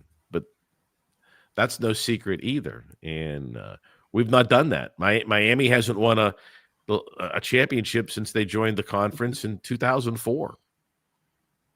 Florida State had lost 11 straight ACC games till last week. Clemson had lost 7 straight home games till last week. And people can't get their arms around Louisville as an ACC team, I guess. Right. And Pitt is very good. Louisville's got a first-round NFL pick wide receiver, terrific backs, veteran linemen. Their defensive players probably aren't as good. I've talked with our coaches last week. They said, Louisville's had better defensive players over the last 15 years or so, but this might be their best overall defense as a team. And Ron English, who's calling their plays defensively, does a great job. Right? Their players fit their scheme, and they do. Louisville's going to be a tough out. If they can get in. Yeah, if they can get in. Yeah, you're right. Good coach. Jeff Brom's really good. He's turned out to be a terrific football coach. You're right. It's a great point. It makes people have to think a little bit because what's happening in the ACC happens in the SEC, and it's looked at as being the greatest thing in the world. Yet when the ACC, I've told you they were terrible. We told you they don't have a good team. Yeah, it's the hypocrisy. Well, but that being said, I mean, look, Miami fans have seen this play every year. And there was an article in the paper down there yesterday. Is Miami getting the return on its investment on Carson Beck? And it was just so odd to read. They're paying him millions of dollars, and they've got better players. Our league is so interesting. The Miami coach, when he was hired, really criticized Manny Diaz, who he replaced, for not recruiting well enough. I mean, he outwardly said that. But Manny's record, their records are about the same. I know. He's doing a great job at Duke. Well, just overall, like Manny's record at Miami is the same as Cristobal's record. Right. So, and the difference is that Miami has made hundreds of millions of dollars of investments, and they lose to SMU and they lost to Louisville, and I'll be curious to see if they can win 10 games. They have the talent, and how many times have we said Miami's had the talent over the last 25 years? No, I know. The Florida State thing I can't figure out. We go there next week, and I'll be curious to be on the ground there and kind of look around and see what the deal is with Norvell and that staff and that team. And they've got Clemson this week, so either the Tigers or Seminoles will feel really good Saturday, and one's going to keep in this malaise that it's in. Yeah, that's a great point. That'll be interesting to talk to you because I'm curious too. There's so many rumors speculating about what they're going to do, and well, pretty much we kind of know what they're going to do, but how that's going to turn out and what they're looking at going forward. That's a place that's kind of like the LSU of the ACC in terms of just uncertainty and chaos, at times.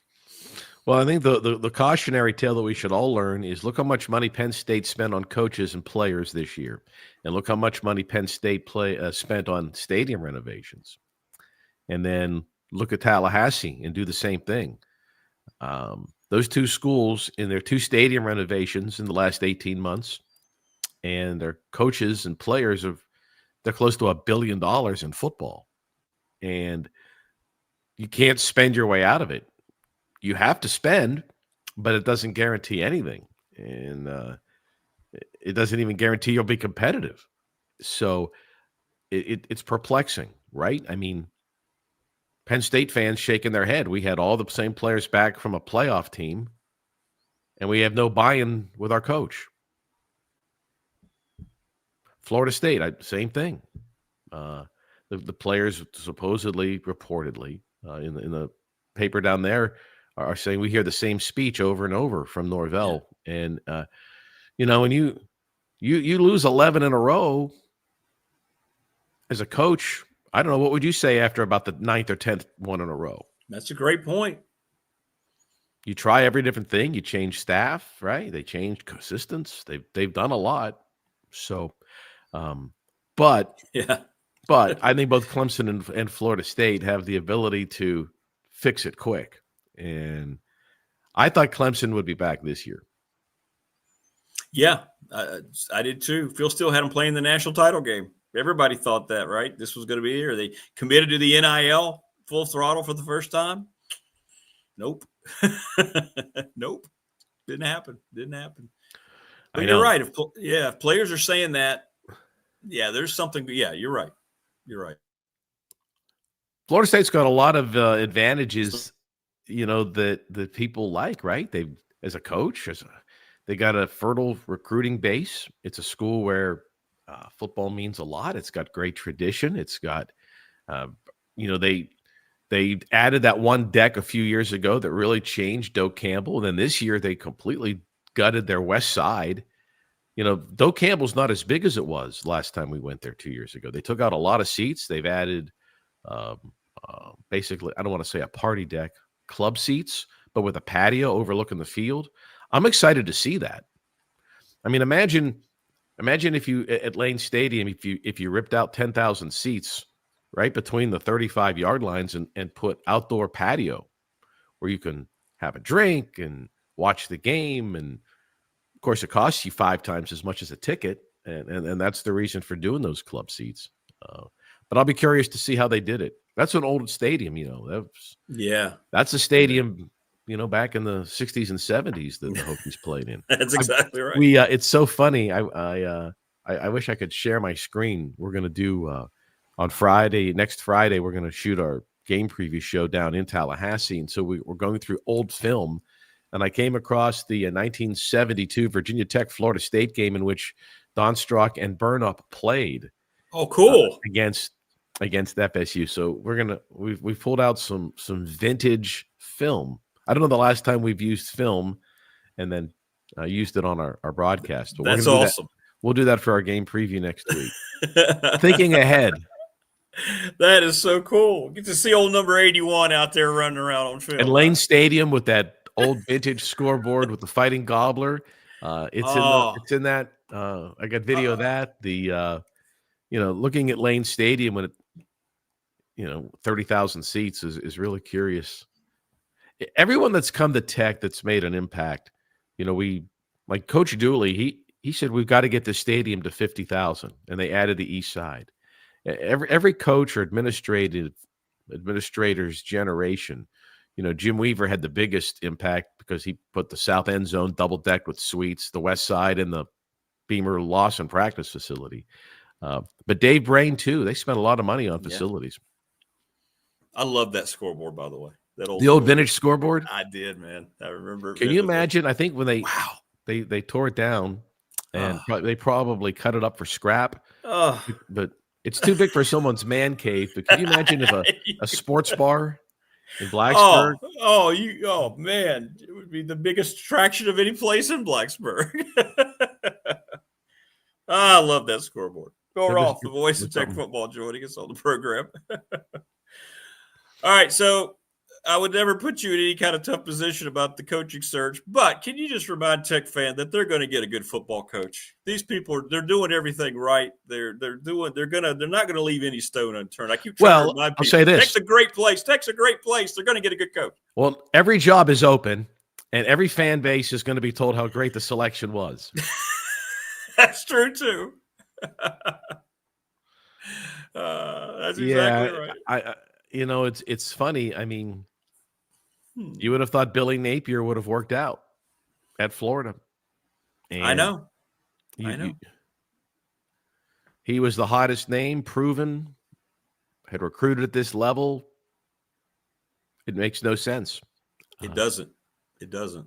Unless Brian there's something Kelly made sense. Unless Brian Kelly, that made sense, and that didn't work either. What I would like to find out is, have you noticed that the Gators and the Seminoles and the Hurricanes always seem to have the same type of problem when things go sideways? And I'm wondering if that's a Florida high school culture that is hurting the programs there. I don't know. That's true. That's very true. Or is Kirby Smart just getting all the good Florida players to go to Georgia? Right. And then the second tier kids from Florida, like Isaac Brown, go to Louisville and they're going to be a first round NFL pick. He's only a sophomore, but you know what I'm saying? Like, yeah. Maybe you don't want one of the top 20 players in Florida. You want player number 56. Yeah. Down the list a little bit. Because the 56 player in Florida, in a state with 20-something million people, would be a top 5 kid in Maryland. Right. Or the number 1 kid in Tennessee. I don't know. That's why I really want to find out. And as you're the Gators looking for a new coach, you're going to have someone that can figure that out. And if the Noles are looking for a new coach, because if you're going to rely on Florida high school kids and there's an issue there culturally, you know where I'm going with that? Yeah, no. A lot of those kids play for 2 or 3 high schools and they bolt when things go sideways from one high school to another. And I don't know. I'm not being critical. I'm saying I don't know. No, I'd be curious to talk with.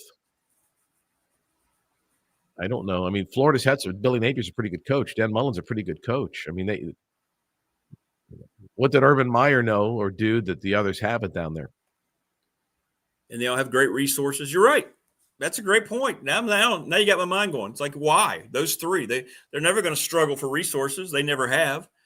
They have everything they want, dedication to program. They live and die by the football programs, but yet they're all 3. And I think they're very well balanced. Like, no. I mean, Florida's a great school. Like, if you look at the rankings, Florida's right up there with UVA and Cal academically. Mm-hmm. Yeah. They don't have the boosters don't run the programs, right? Florida wins and they won men's basketball national championships. Yeah, they win in a lot of things. And it's, other than Texas, the best high school football state, right?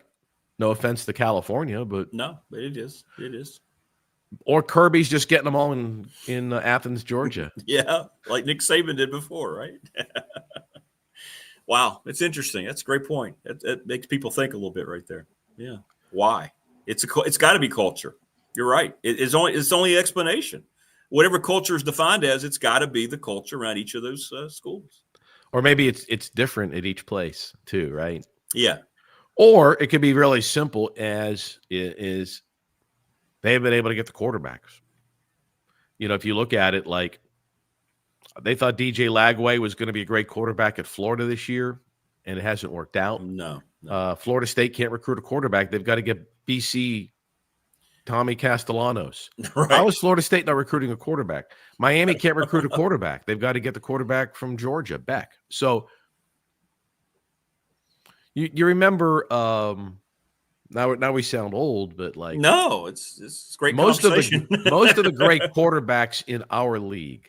Think about the best quarterbacks in the teams in our league. Even if it was before we joined the league, like who are the Hokies' best quarterbacks that we've ever had? Oh my goodness! Right. Gracious. So whether it's Randall and Vick and Druckenmiller and the who four else? ACC, Tyrod Taylor, Logan, Tyrod. whoever. Right. We all recruited them, and they came to Tech and they developed in our system. And Miami, whether it's Vinny Testaverde or name your Miami great QB. I mean, the list goes on and on and on. They weren't transfers. And Florida State, Manuel, or heck, Charlie Ward, or Charlie Ward, absolutely. You know, I don't know. I don't know the answer to that. I mean, Notre Dame's kind of got the same thing too, right? Notre Dame's not developing quarterbacks. They're just whoever graduates from Wake Forest, they go get. Well, no. So, I mean, coaches don't want to wait. They don't want to develop. I don't know, but maybe that's been the issue down there. And that's where the Hokies are right now. I mean, if you take a look at our 26 team, regardless of who the coach is, I don't know who our quarterback will be. And the odds are, and I love Pop Watson to death, but the odds are a new coach is going to come in here and get a QB in the portal. Well, that's right. And it's going to cost. Yes, a lot. Yeah. Because everyone also knows that Tech has made an investment. And if I'm a head coach and I'm thinking of coming to Virginia Tech, that's probably a question I'm going to ask. What's my QB budget? Can I spend what Miami spent on Carson Beck? Can I spend what Duke spent on Mensah from Tulane? Or reported, or what Louisville spent to get the USC quarterback? Yeah, right. It's all correlated, isn't it? Quarterback, offensively, but you got to have that. Haynes guy. King. Yeah. Haynes King. He might be Georgia Tech's quarterback graduated from Texas A&M 3 years ago. Right. UVA's quarterback's a transfer. Mm-hmm. Got to find that guy. Anybody in our league recruit a quarterback that can make it through 4 years. Right. SMU, right? Their guy. But it's such a weird time, right? And, yeah, it is. It is. But man, that's interesting. It's thought provoking though to think about. I'll think about that today now about what's going on down there. Yeah. What are people talking about? I'm looking on my screen. I see all these things popping up. Oh yeah. Well, everybody's talking about Franklin and Tech, but yeah, people were commenting on what you're talking about. They're talking about Miami, Florida State, Florida players, things like that. So. They're more worried about their NFL draft position. But doesn't it almost start when you see a kid we've played some players this year that are on their third or fourth college, and then you look back and they were at 2 or 3 high schools, and yeah, I can see it as a quarterback, like Davy Belfort's an example. He played. I'm doing this off the top of my head, but he's a Florida kid who came to Tech, and he played for several different high schools. Well, if you're not starting at quarterback for your high school, how's anyone going to know, even if you go to camps, if you're good enough? Right. So he transferred to a different high school, got to start. They won. He gets a college scholarship. Now, he did come to Tech and then transfer, but he's playing now down at UCF. But I don't know what it is. It's sometimes you become closer as a team when you lose, and that might be a good way to tie a bow on what this group of Hokies has done is that our young kids, if they stick with it, have gone through some really rough times. And if they can stick through it and stay with our program over the next couple of years, when we win, they'll be great role models for younger players in our program. Like, man, it's okay. You can you lose a game, but you come back the next week and play better. Right. And that speaks to what Coach Montgomery's strength has been. He's kept this team together through the bad times, and it's a special thing. The record may not reflect it, and obviously it's going to lead to a transition to a new regime, but I think people are going to look back very fondly at what. Well, yeah, I think we do have the right people on the bus, so to speak. Yeah, right. Of, 7 kids opted out and transferred as soon as the coaching change was made, but the kids that stayed are giving you a better effort. But what you've lost is experience and maybe skill set in some people who left. But these next couple of games for the Hokies, Florida State is a winnable football game. If it's cold in Blacksburg when the Canes visit, it's a winnable football game. Right. And our guys know, they remember the game down there last year. We could have won. And then, of course, Virginia. Always a winnable football game. Always. Even though they're having one of their greatest seasons. Yeah. And, I think that the open date is good. We just got to get consistent quarterback play.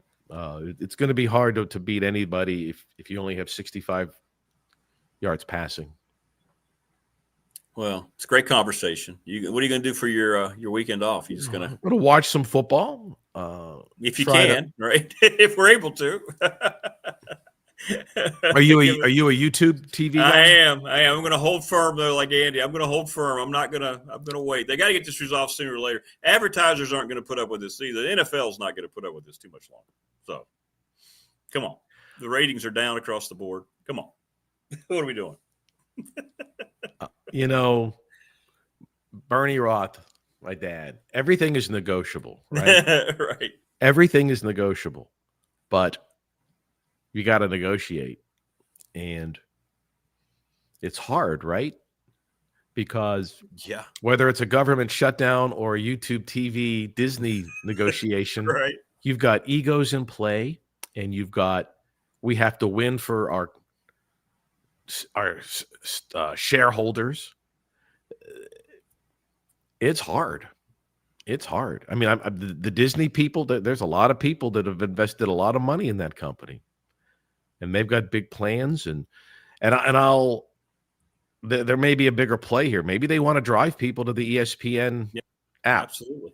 I think in a perfect world, in ESPN's perfect world, you couldn't get it on any cable. You'd have to pay your $39.95 a month to watch it on your on the app.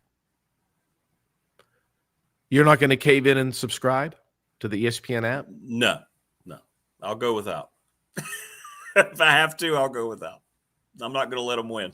I'm not going to let them beat me. It may not be a minor statement, but I'm going to. And as big as Disney and Google has even more money, so they're that's the thing. They've got their. It's really Google and Disney. That's right. Trillions versus almost trillions. and the same in the government, right? I mean, yes. There's enough money to get this done. Ooh, absolutely. There's plenty of money. I know. I'm talking about the Disney. Yes. Google. Yeah, right.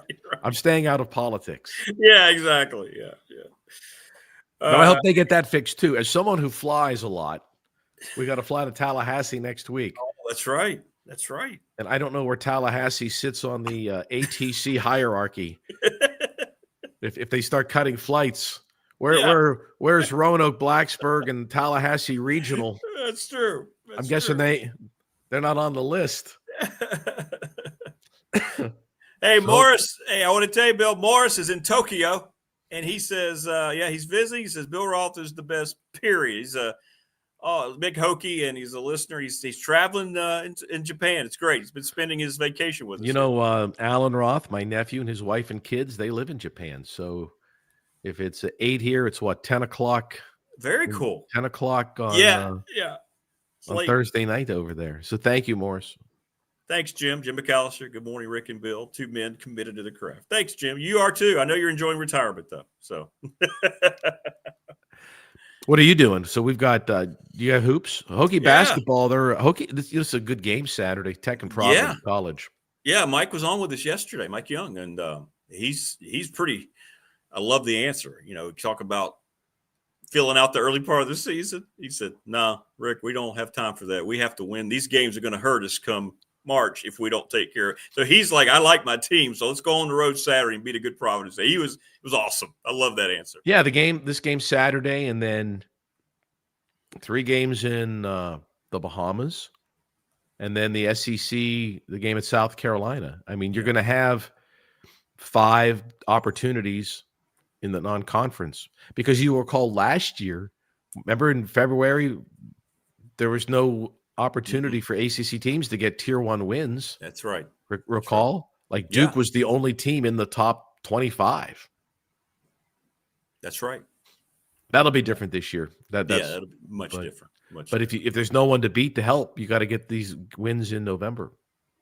And happy belated birthday. Missed your birthday. We weren't going to bring that up. Everybody in chat saying, "Bush Bill, happy birthday." So happy belated birthday. Thanks. Well, thanks everybody for watching. And great. I'm hoping we're talking about a coach. It'll happen at some time between the next 6 days or 6 weeks. Exactly. 8. That's your time period. 8 weeks. 8 weeks. 8 weeks. 10 weeks. Who knows? I don't know. And as they like to say, it's fluid. We're utilizing one of your students again this weekend, by the way.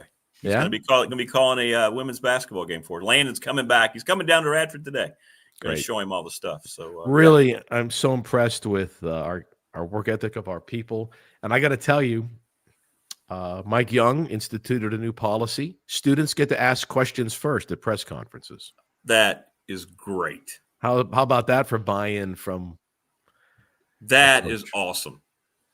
Well, that's who that guy is. That's who that guy is. But I also told our guys, our students, guys and young ladies, when you're in a press conference, you're not sitting there and listening when anyone else asks. That's right. That's right. You guys got we have 3 students in there. You guys have to ask a question before Teal, and before Mark Berman, and before Andy Bitter, and before me. So you better have a question. You don't do yourself any favor sitting at a press conference in the back listening. Yeah, that's right. That's right. You ask an intelligent question. And so we worked on that in class last week. I had every student get in the front of the room, 2 chairs facing each other, and they had to interview each other. Person A would ask person B 2 or 3 questions, and then we'd flip it. And they had to ask intelligent questions. I think that's great. Not how do you feel? Yeah. Yeah. One of those. Yeah. Something that means something. That's great that Coach Young's doing. That's awesome. I'm happy for that, son. I'm glad Landon gets that opportunity. And yeah, he's excited. He'll do a great job. This week is just to put it in perspective, Kevin DiDomenico's calling all the UVA games on ACC Network Extra. Yep. He's an alum. Giovanni Heater called the Syracuse basketball game Tuesday night, their season opener, their women's game. Everyone knows Evan Hughes is what he's doing. Braden Shank called our women's game. Braden's a junior at Tech, Salem Red Sox, the new name too. We've got kids that are just doing really remarkable things. David Cunningham, as you know, is crushing it with TSL, and but really excited to look. And Jake Lyman is going to do sidelines for Vanderbilt Saturday. Oh, okay, good. Andrew will do the game on their Vanderbilt football broadcast from the booth, and Jake will be on the field. That's great. Jake's hosting a morning show in Nashville. So these are people that were, tooling around our classroom in the last 18 months. That's great. And but you're a big part of it too, Rick, because you're giving them, Landon Weaver's a young man that we'll be talking about in 2 years, and you'll say, man, he was doing our volleyball. Yeah. Back in 2025 and 26. So I appreciate your buy-in as well. No, Kevin still always checks in and he'll just thank me randomly. because Kevin was one of the first ones of your students we utilize, and he'll just say, Rick, that experience is, and it means a lot. It makes you feel not to the point I know how you feel about your stuff, your kids, but it makes you feel good that you can help young people. So in any capacity. Well, and we are fortunate. We've got, fingers crossed, we've got 3 high school seniors, one from New York City, one from Connecticut, and a third from Chicago, who I think we have a chance to get all 3 of them. They're graduating in May of 26, but they're all early decision at Tech, and they're really good, Rick. They're very, very talented kids, and when you talk with their parents and they're like, well, we're from Chicago and we're considering Northwestern and Virginia Tech. And that's pretty big because Medill's got an amazing program, and it's they do. It's a great journalism school, but they don't have some of the things that we can offer in terms of our buy-in with our athletics, and our fans accept our people, our students too, whether it's your fans at Radford or Will Stewart's fans at Tech Sideline. When we have, Riley Klaus is hosting their podcast over there. I don't know if you saw last week where Cody Wagner, who's in our program, had a sit-down exclusive with Bo Bassett, the wrestler from Pennsylvania, the number 1 high school wrestling recruit who committed to Tech. Yeah, Cody's in our SMA program, and I like that we have some depth. Yeah, you got a deep bench. You got a deep bench over there. Hey, man, whether you're trying to build a communication program or you're Dave Roberts, and you want a deep bullpen. Yeah, exactly right. You never know when you're going to – you never know. Hey, think about it. That was a 7-game World Series, and Game 3 was an 18-inning game. Yeah. It was really an 8-game World Series. And pitching depth. You can never have enough pitching. No, enough arms. You got a lot of arms. Yeah, got to go. You know how hard it is to shut out the Toronto Blue Jays for 11 straight innings? 11 straight innings. I know. Right? I know. They scored in the 8th and didn't score again. Right. Crazy. Hi, boy. All right, brother. Have a great weekend off, man. That was some serious time filling there for you. No, it was good. It was a great conversation. It was. Now you got me thinking about the Florida situation all day. So well, I'll give you some recon when we go down there. Yeah, I'm interested in that. Yeah, it may be as simple as the reason that Miami hasn't won in the ACC is the best quarterbacks have gone elsewhere. And that if Lamar Jackson he's from South Florida. He went to Louisville. That's right. He won the Heisman. Yeah, right. Okay. Why Florida State is relying on BC's quarterback? It's great questions, man. It is. Not that Tommy Castellanos isn't a dude. I'm not. This is probably going to get out there that I don't think he's a good quarterback. No, he's a tough kid now, man. Yeah. Tommy, we play him next. Watch, he'll throw for 400 yards against us. He'll have his best ever college game. I think he's a really great kid, but my point is that this is such a key year for FSU, and I know Castellanos had a relationship with Malzahn, and he's their OC, and that's why that happened. But yeah. But whether it's Beck under delivering, Castellanos not staying healthy, or Lagway at Florida not leading up to, I don't know. If quarterbacks in Florida aren't producing the way they used to. Yeah. When you had, Heisman winners, all 3 of those schools have had Heisman winning quarterbacks. Right. So maybe it's as simple as that. Could be. It could be. Well, we'll see. I can't wait to get the recon. That'll be good. I just hope we win. Yeah. By the way, recon's a lot more fun. More research. It was November 16th, 1974. It'll be 50 years to the weekend. Okay. That's the last time Virginia Tech and Florida State played each other, and they both had losing records going into the game. 1974. Okay. It'll be 51 years. 51 years to the day. And the Hokies won the game in Tallahassee on a Saturday night, 56-21. Wow. If that score's the same, then we're out of this place. All right, brother. Take care, man. Stay safe. I'm with you. I'll take it. Yeah, I'll buy a dinner for everybody in Tallahassee if we can. Yeah, we're moving if that happens. Yeah. See you, buddy boy. Thanks. All right, Thanks brother. everybody All for right. watching. Take it, man. There you go. That's good stuff. All right. From the voice of Tech football to the quintessential source of Tech football, that's Dwight Vick. Look at that guy. How you doing, DV? Good morning, brother. Hey, good morning. How you doing, man? Good stuff. It's a great conversation with Bill. That was fun. Yeah, it was. Yeah, I was listening to some of that. Let me just say this. He's not wrong about quarterbacks because I think Tech Sideline, I don't know if it was Chris Coleman or Will Stewart, but they wrote an article about 4 or 5 years ago, maybe 3 years ago. I don't know, but it was recent, but not like this year, but it was about within the last 5 years about Virginia Tech and UVA and other in-state schools, but really based on Virginia Tech, had not had the typical dynamic quarterback because the 757 and the 804 had not produced a true power forward dual threat quarterback like they were in the 90s and 2000s when you had Marcus Higgins that went to UVA, Tyrod Taylor, Brian Randall from Williamsburg, Bruton High School, Mike and Marcus Vick, Al Clark out of Washington, D.C., Carroll High School.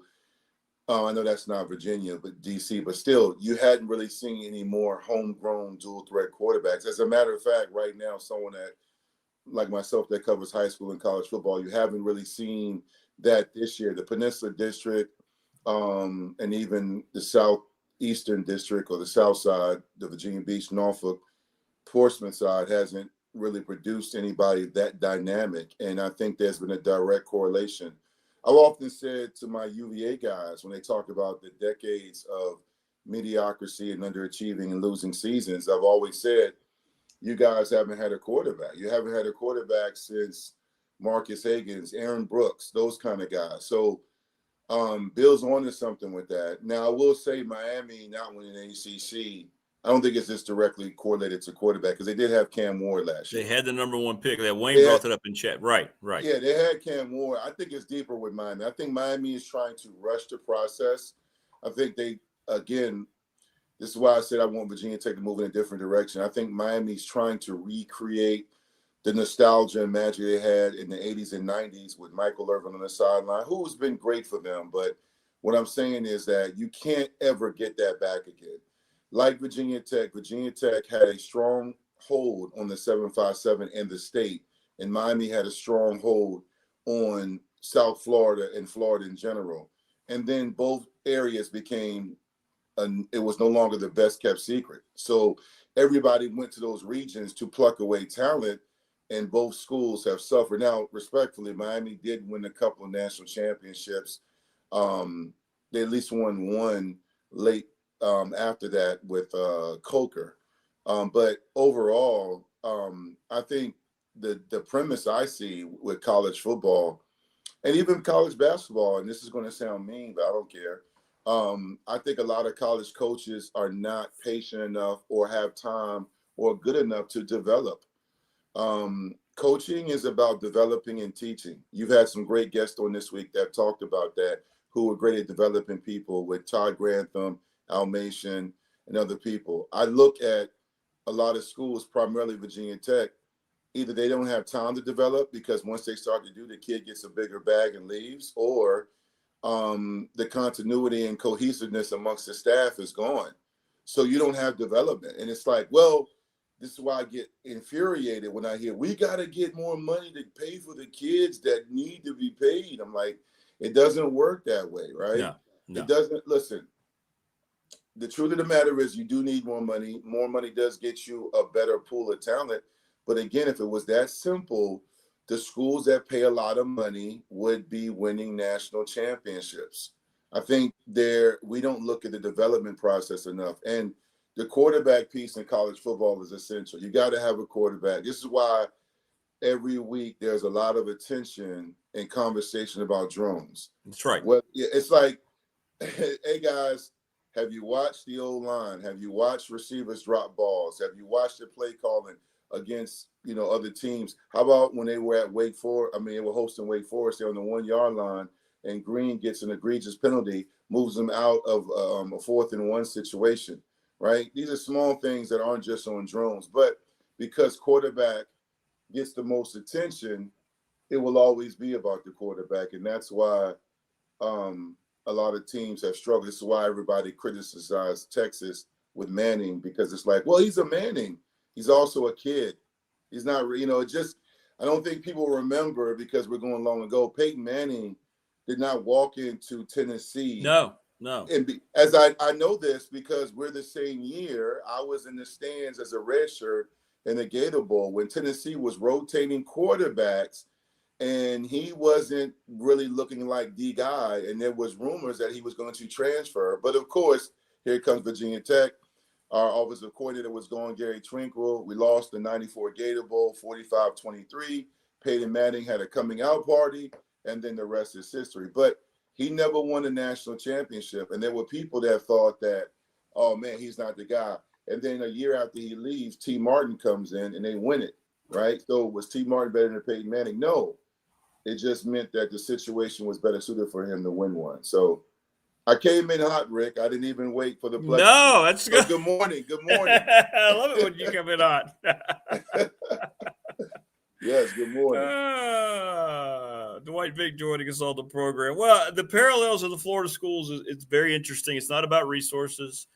It is about culture. Culture is, that word gets thrown around a lot, man, but it's the only thing that makes sense. And, what is it about Florida kids? Maybe they are going to other places. Maybe I don't know, but it's going to be interesting to see who's able to pull out of this first. Miami's the same boat. You're always right about Miami. Carson Beck, that guy's he had to have destroyed his draft capital, throwing everybody under the bus. Like, he's just, it's just a terrible look, man, what he said this week. Just terrible.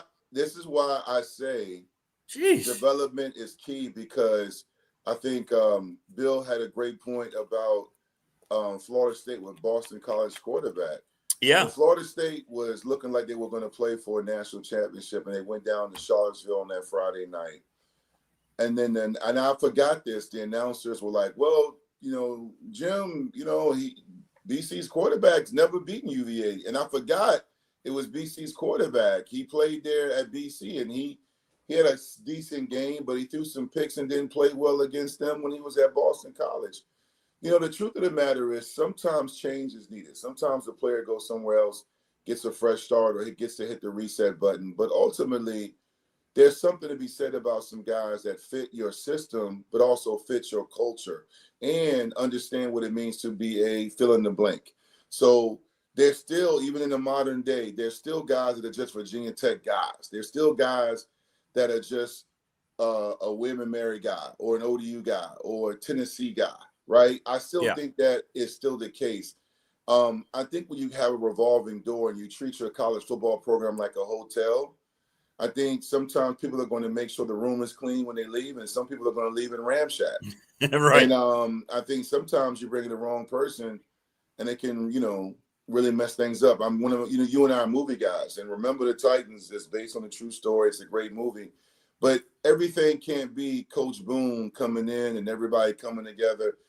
That is not as easy it is. Like, people just can't come into a situation and just everybody come in and make it work. UVA has been able to do that this year. Yeah, they're exception. Yeah. But still, that can't be the norm for Elliott moving forward, because you lucked up. You got a great quarterback who's banged up, by the way, and you got some pieces that fit perfectly. But other schools have tried that. Florida State this year did the same thing. They did it last year as well, and they went 2-10. Virginia Tech's done some of that, and they left some players that they didn't get, like primarily, specifically offensive line, that I feel like has hurt them. And this is why I said, when I'm being asked who should the next coach be, I keep saying you need a very good coach. You don't need someone to come in and like just bring all these gifts and gadgets and win the press conference. You need a guy that can come in and really control the culture, the environment, and my favorite word of this year, accountability, right? So it's just it's a tough time. I'm gonna be honest with you and your listeners and the people in the chat. I'm gonna tell you this, man. I'm very transparent with you. I'm an open book. It is very difficult right now for me to be a fan of college sports. College sports has always been my favorite over the NFL and NBA. I love the NFL and I love the NBA. I love MLB playoff time. But we always knew free agency was a thing, right? But I look at my friends, speaking of pro sports, that are Raiders fans, Jets fans, and fans of Carolina. I know Carolina's 5-4. But I look at people like the Jets. The Jets have been rebuilding since I had hair. Right? They have been so, like, imagine how patient and committed you have to be to a dysfunctional franchise. This is how bad the Jets are. The Jets are winless, right? And the Patriots are playoff bound right now. Yeah, Drake May. They found a guy in May. They lost the GOAT, and they're back on top in the division along with Buffalo. So with Virginia Tech and schools like it with basketball in college, the reason why it's tough. I was doing the interview on site at Velocity Wings in Haymarket, right? And I was talking to the owner of the restaurant. He was like, "Man, I grew up a diehard UNC basketball fan. The game was on because it was a sports bar." And I said, "Oh, really?" And he was like, "I barely watch them now." I said, "Why?" He said, "I don't know who's on the team." Yeah, sure. You know, no, yeah, it is. Yeah, it is it's tough. No, it's a different feel. You know, college basketball is a much different feel. It's a much different feel down where we are. You know, everywhere it's the same because of, you know, NIL and how things are put together. You're right. Being a fan of it is very difficult now, and I don't believe it's going to get any better anytime soon. To be honest with you. Yeah. Let me ask you this question because I don't think I've asked you directly. So, you know, obviously the buzz is James Franklin. Everybody's got a different story about what's happening. Why do you think a place like Penn State, now he had them in the national playoff last year, so they were national contenders. We're not talking about he couldn't get them to a certain level. I know he lost some big games, all right? People wanted to highlight that. But this is what I try to caution every Tech fan about, talking about fits. Why, in your opinion, does a place like Penn State, they let him have 2 bad games where the team supposedly quit on him? We got a little insight from Bill, finally, that I think leads to it. But they willingly, DV, said, you know what? You got us to the playoff last year. I know you're $50 million. They had that money raised the next day. Why do you think that happened so quickly if this guy's going to come to Blacksburg and be the savior?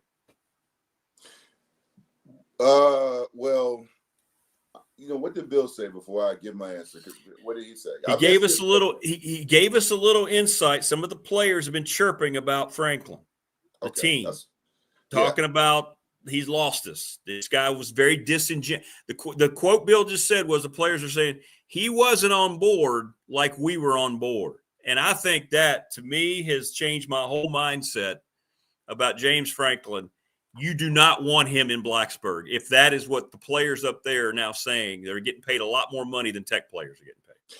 Yeah, so I thought that, and there's a couple of players on that team who I know personally that I really want to reach out, but I'm not going to, because I'm not an investigative reporter, and it is what it is. So I want that young man who's like family to me. He plays there. He starts to focus on his college career and his academics.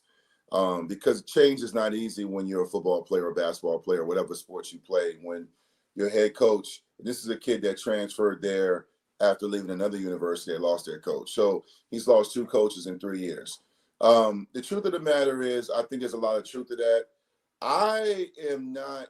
Here's the thing. It's so funny. I was wondering. I knew we talk a lot. You and I outside of your show. Yeah, exactly. I was wondering if this was going to come up because I had tweeted in my group chat with the Boundary Corner guys and a few other guys, and even my one with a bunch of former players from Virginia Tech. I said at this point, I'm okay with getting, and I've been okay with getting the guys from JMU or the guy from Memphis or whatever. I know people like no more Memphis guys, but that guy is not a Fuente guy. My thing is, I just want a very good qualified coach. I feel like right now, Virginia Tech fans that really want him are desperate. And when you become desperate and impatient, you make a bad choice. I think your analogy about Teen Wolf was spot on. I was listening to you in my car because I'm a movie guy. I know you get it. Yeah. And I said, man, you're right. And Booth was right there in front of Michael J. Fox, and she was better looking, in my opinion, than absolutely, 100%. And he kept trying to how many times do we see that? Like, you're chasing her, and the answer's right here in front of you, right? And she's always there for him, right? I think the money was raised, and I think bottom line is these decisions don't happen during the season. I think they happen going into the season. And there's conversations all the time. I don't know precisely what happened at Penn State, but I feel like it just, you wore out your welcome. I don't think it was just about the big games. I do too. I think it was more so sometimes you can lose yourself. You're seeing it with Dabo. You're seeing it with other coaches. Every time I look, Dabo's he's talking about scriptures and how I won a lot of games here. Meanwhile, you're losing not blowout, but big games to Duke at home where you guys are losing and giving up almost 50 points. Nobody cares. This is a what have you done for me lately business. Nobody cares about your resume and your history. And I was telling my wife the other day, I said, a lot of these guys have egos, and many of these coaches available are flawed. And I think people are consumed with the name. I mean, because here's the thing. The reason why I have basically made it known that I'm not really pressed on getting Franklin, I was never pressed, but it's because I feel like the guy sexting everybody involved, whether it's leverage or just trying to get the buzz going, I think it's nonsensical. I think you find a guy that wants to be the head coach of Virginia Tech. I don't care if the fans is a continuously saying, who's this guy?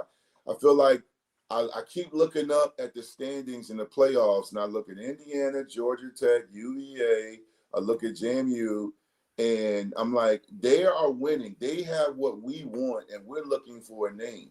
We're looking for something that might not be a good fit.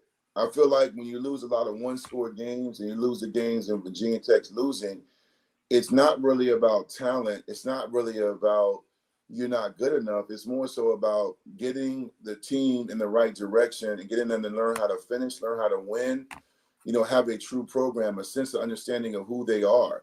I think Virginia Tech's had so much change right now. It's tough to really define what kind of football program they are. You need a coach to come in. And you made a great point, which you and I have talked about. I've said this even when I haven't talked to you.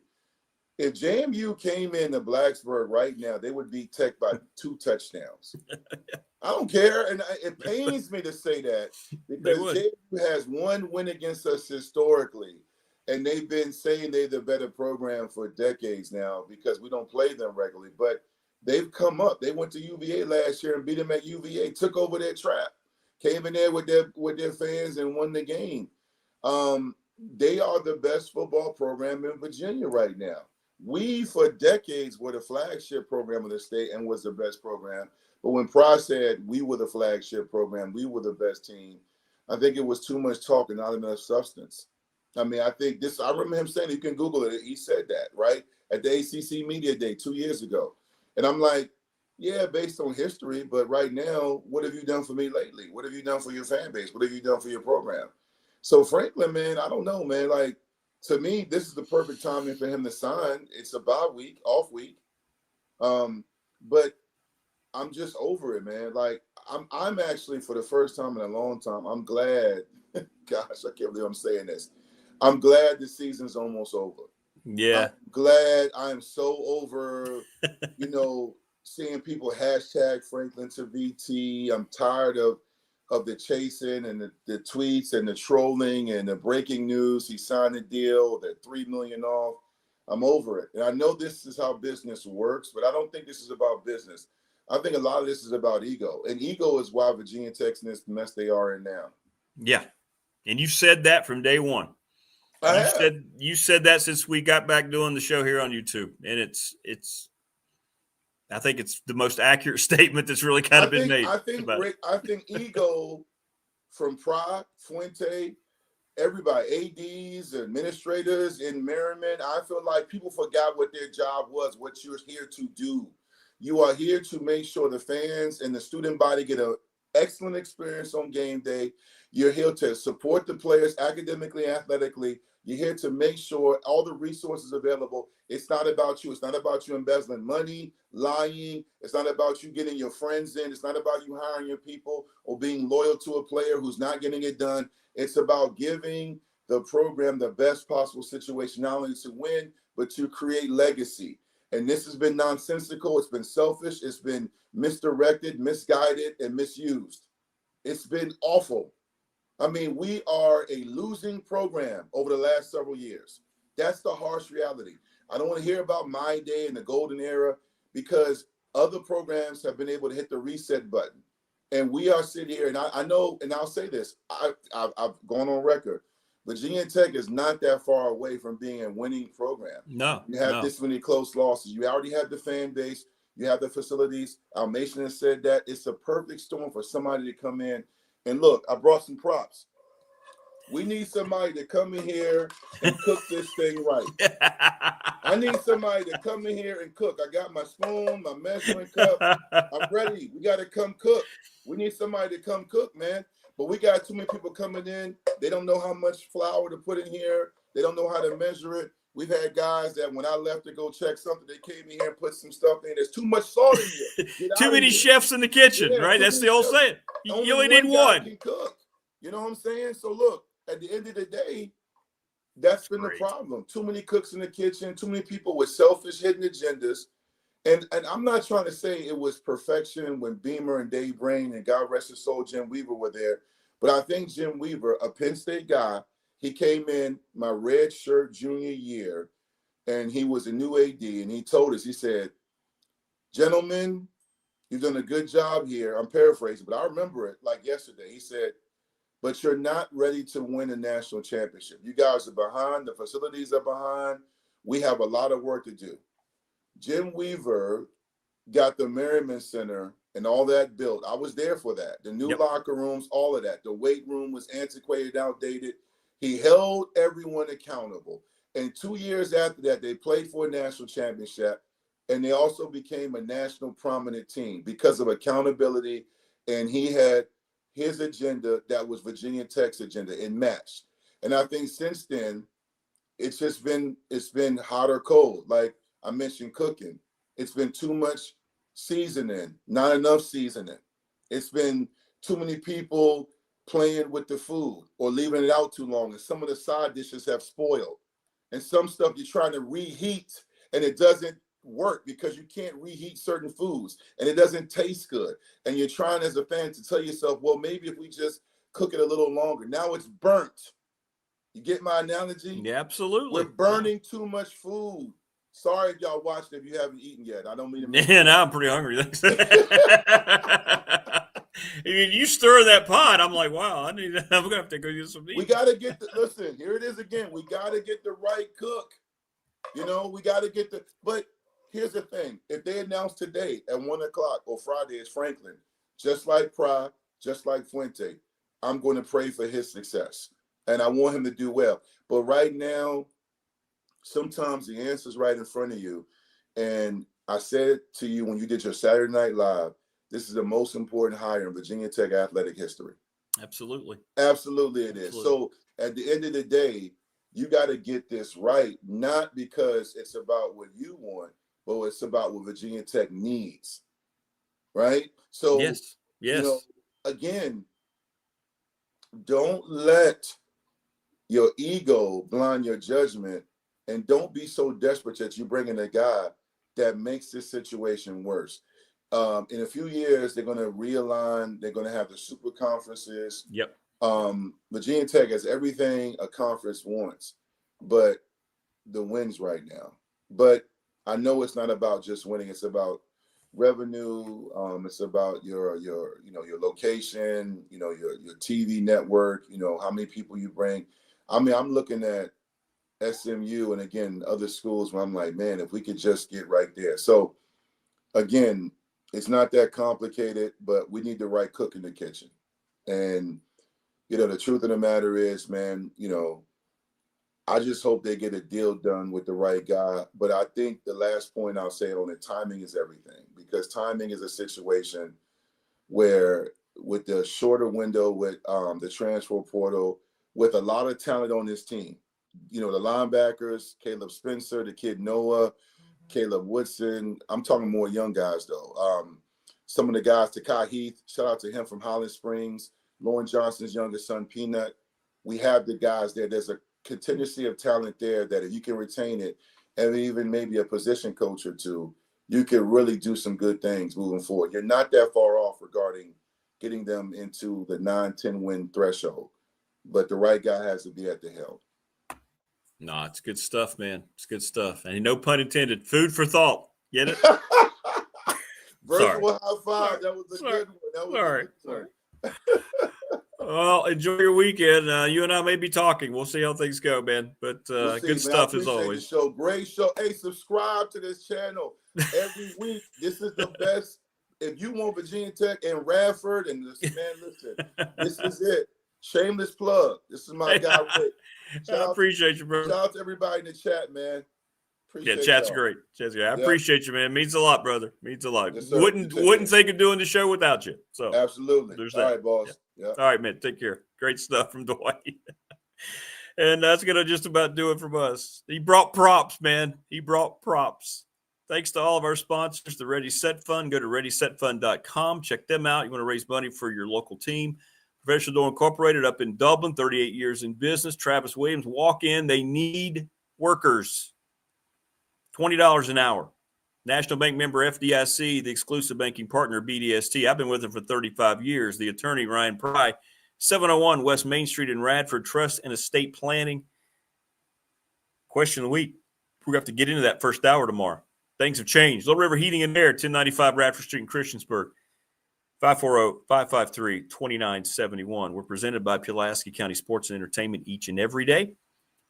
Congratulations on the announcement opening up the racetrack, Pulaski County, next spring. Awesome. Mark Hundley, McClelland Chiropractic. Go see him right off of Pepper Spray Road, sponsor of our chat room that's just absolutely exploded even more every week, thanks to them. Family Fencing, they're going to build fences through the winter. Call Jason Green, 540-200-8294, familyfencingnrv.com. Want to thank the NRV Super Bowl, Lawson's Motor Home Supply. Whom else am I leaving out? My goodness gracious. Thanks to Montgomery County Chamber. Thanks to Harvey's GM. Go buy your next vehicle there. Tomorrow, Will Stewart, Mike Ashley scheduled to join us. Yeah, I'm hungry too now, Paul. Jen, the Gamecock girl with their picks. Take care, everybody. Great show today. Thanks to all of our guests, Andy Bitter, Bill Roth, Dwight Vick. We'll see you tomorrow on the finally Friday edition.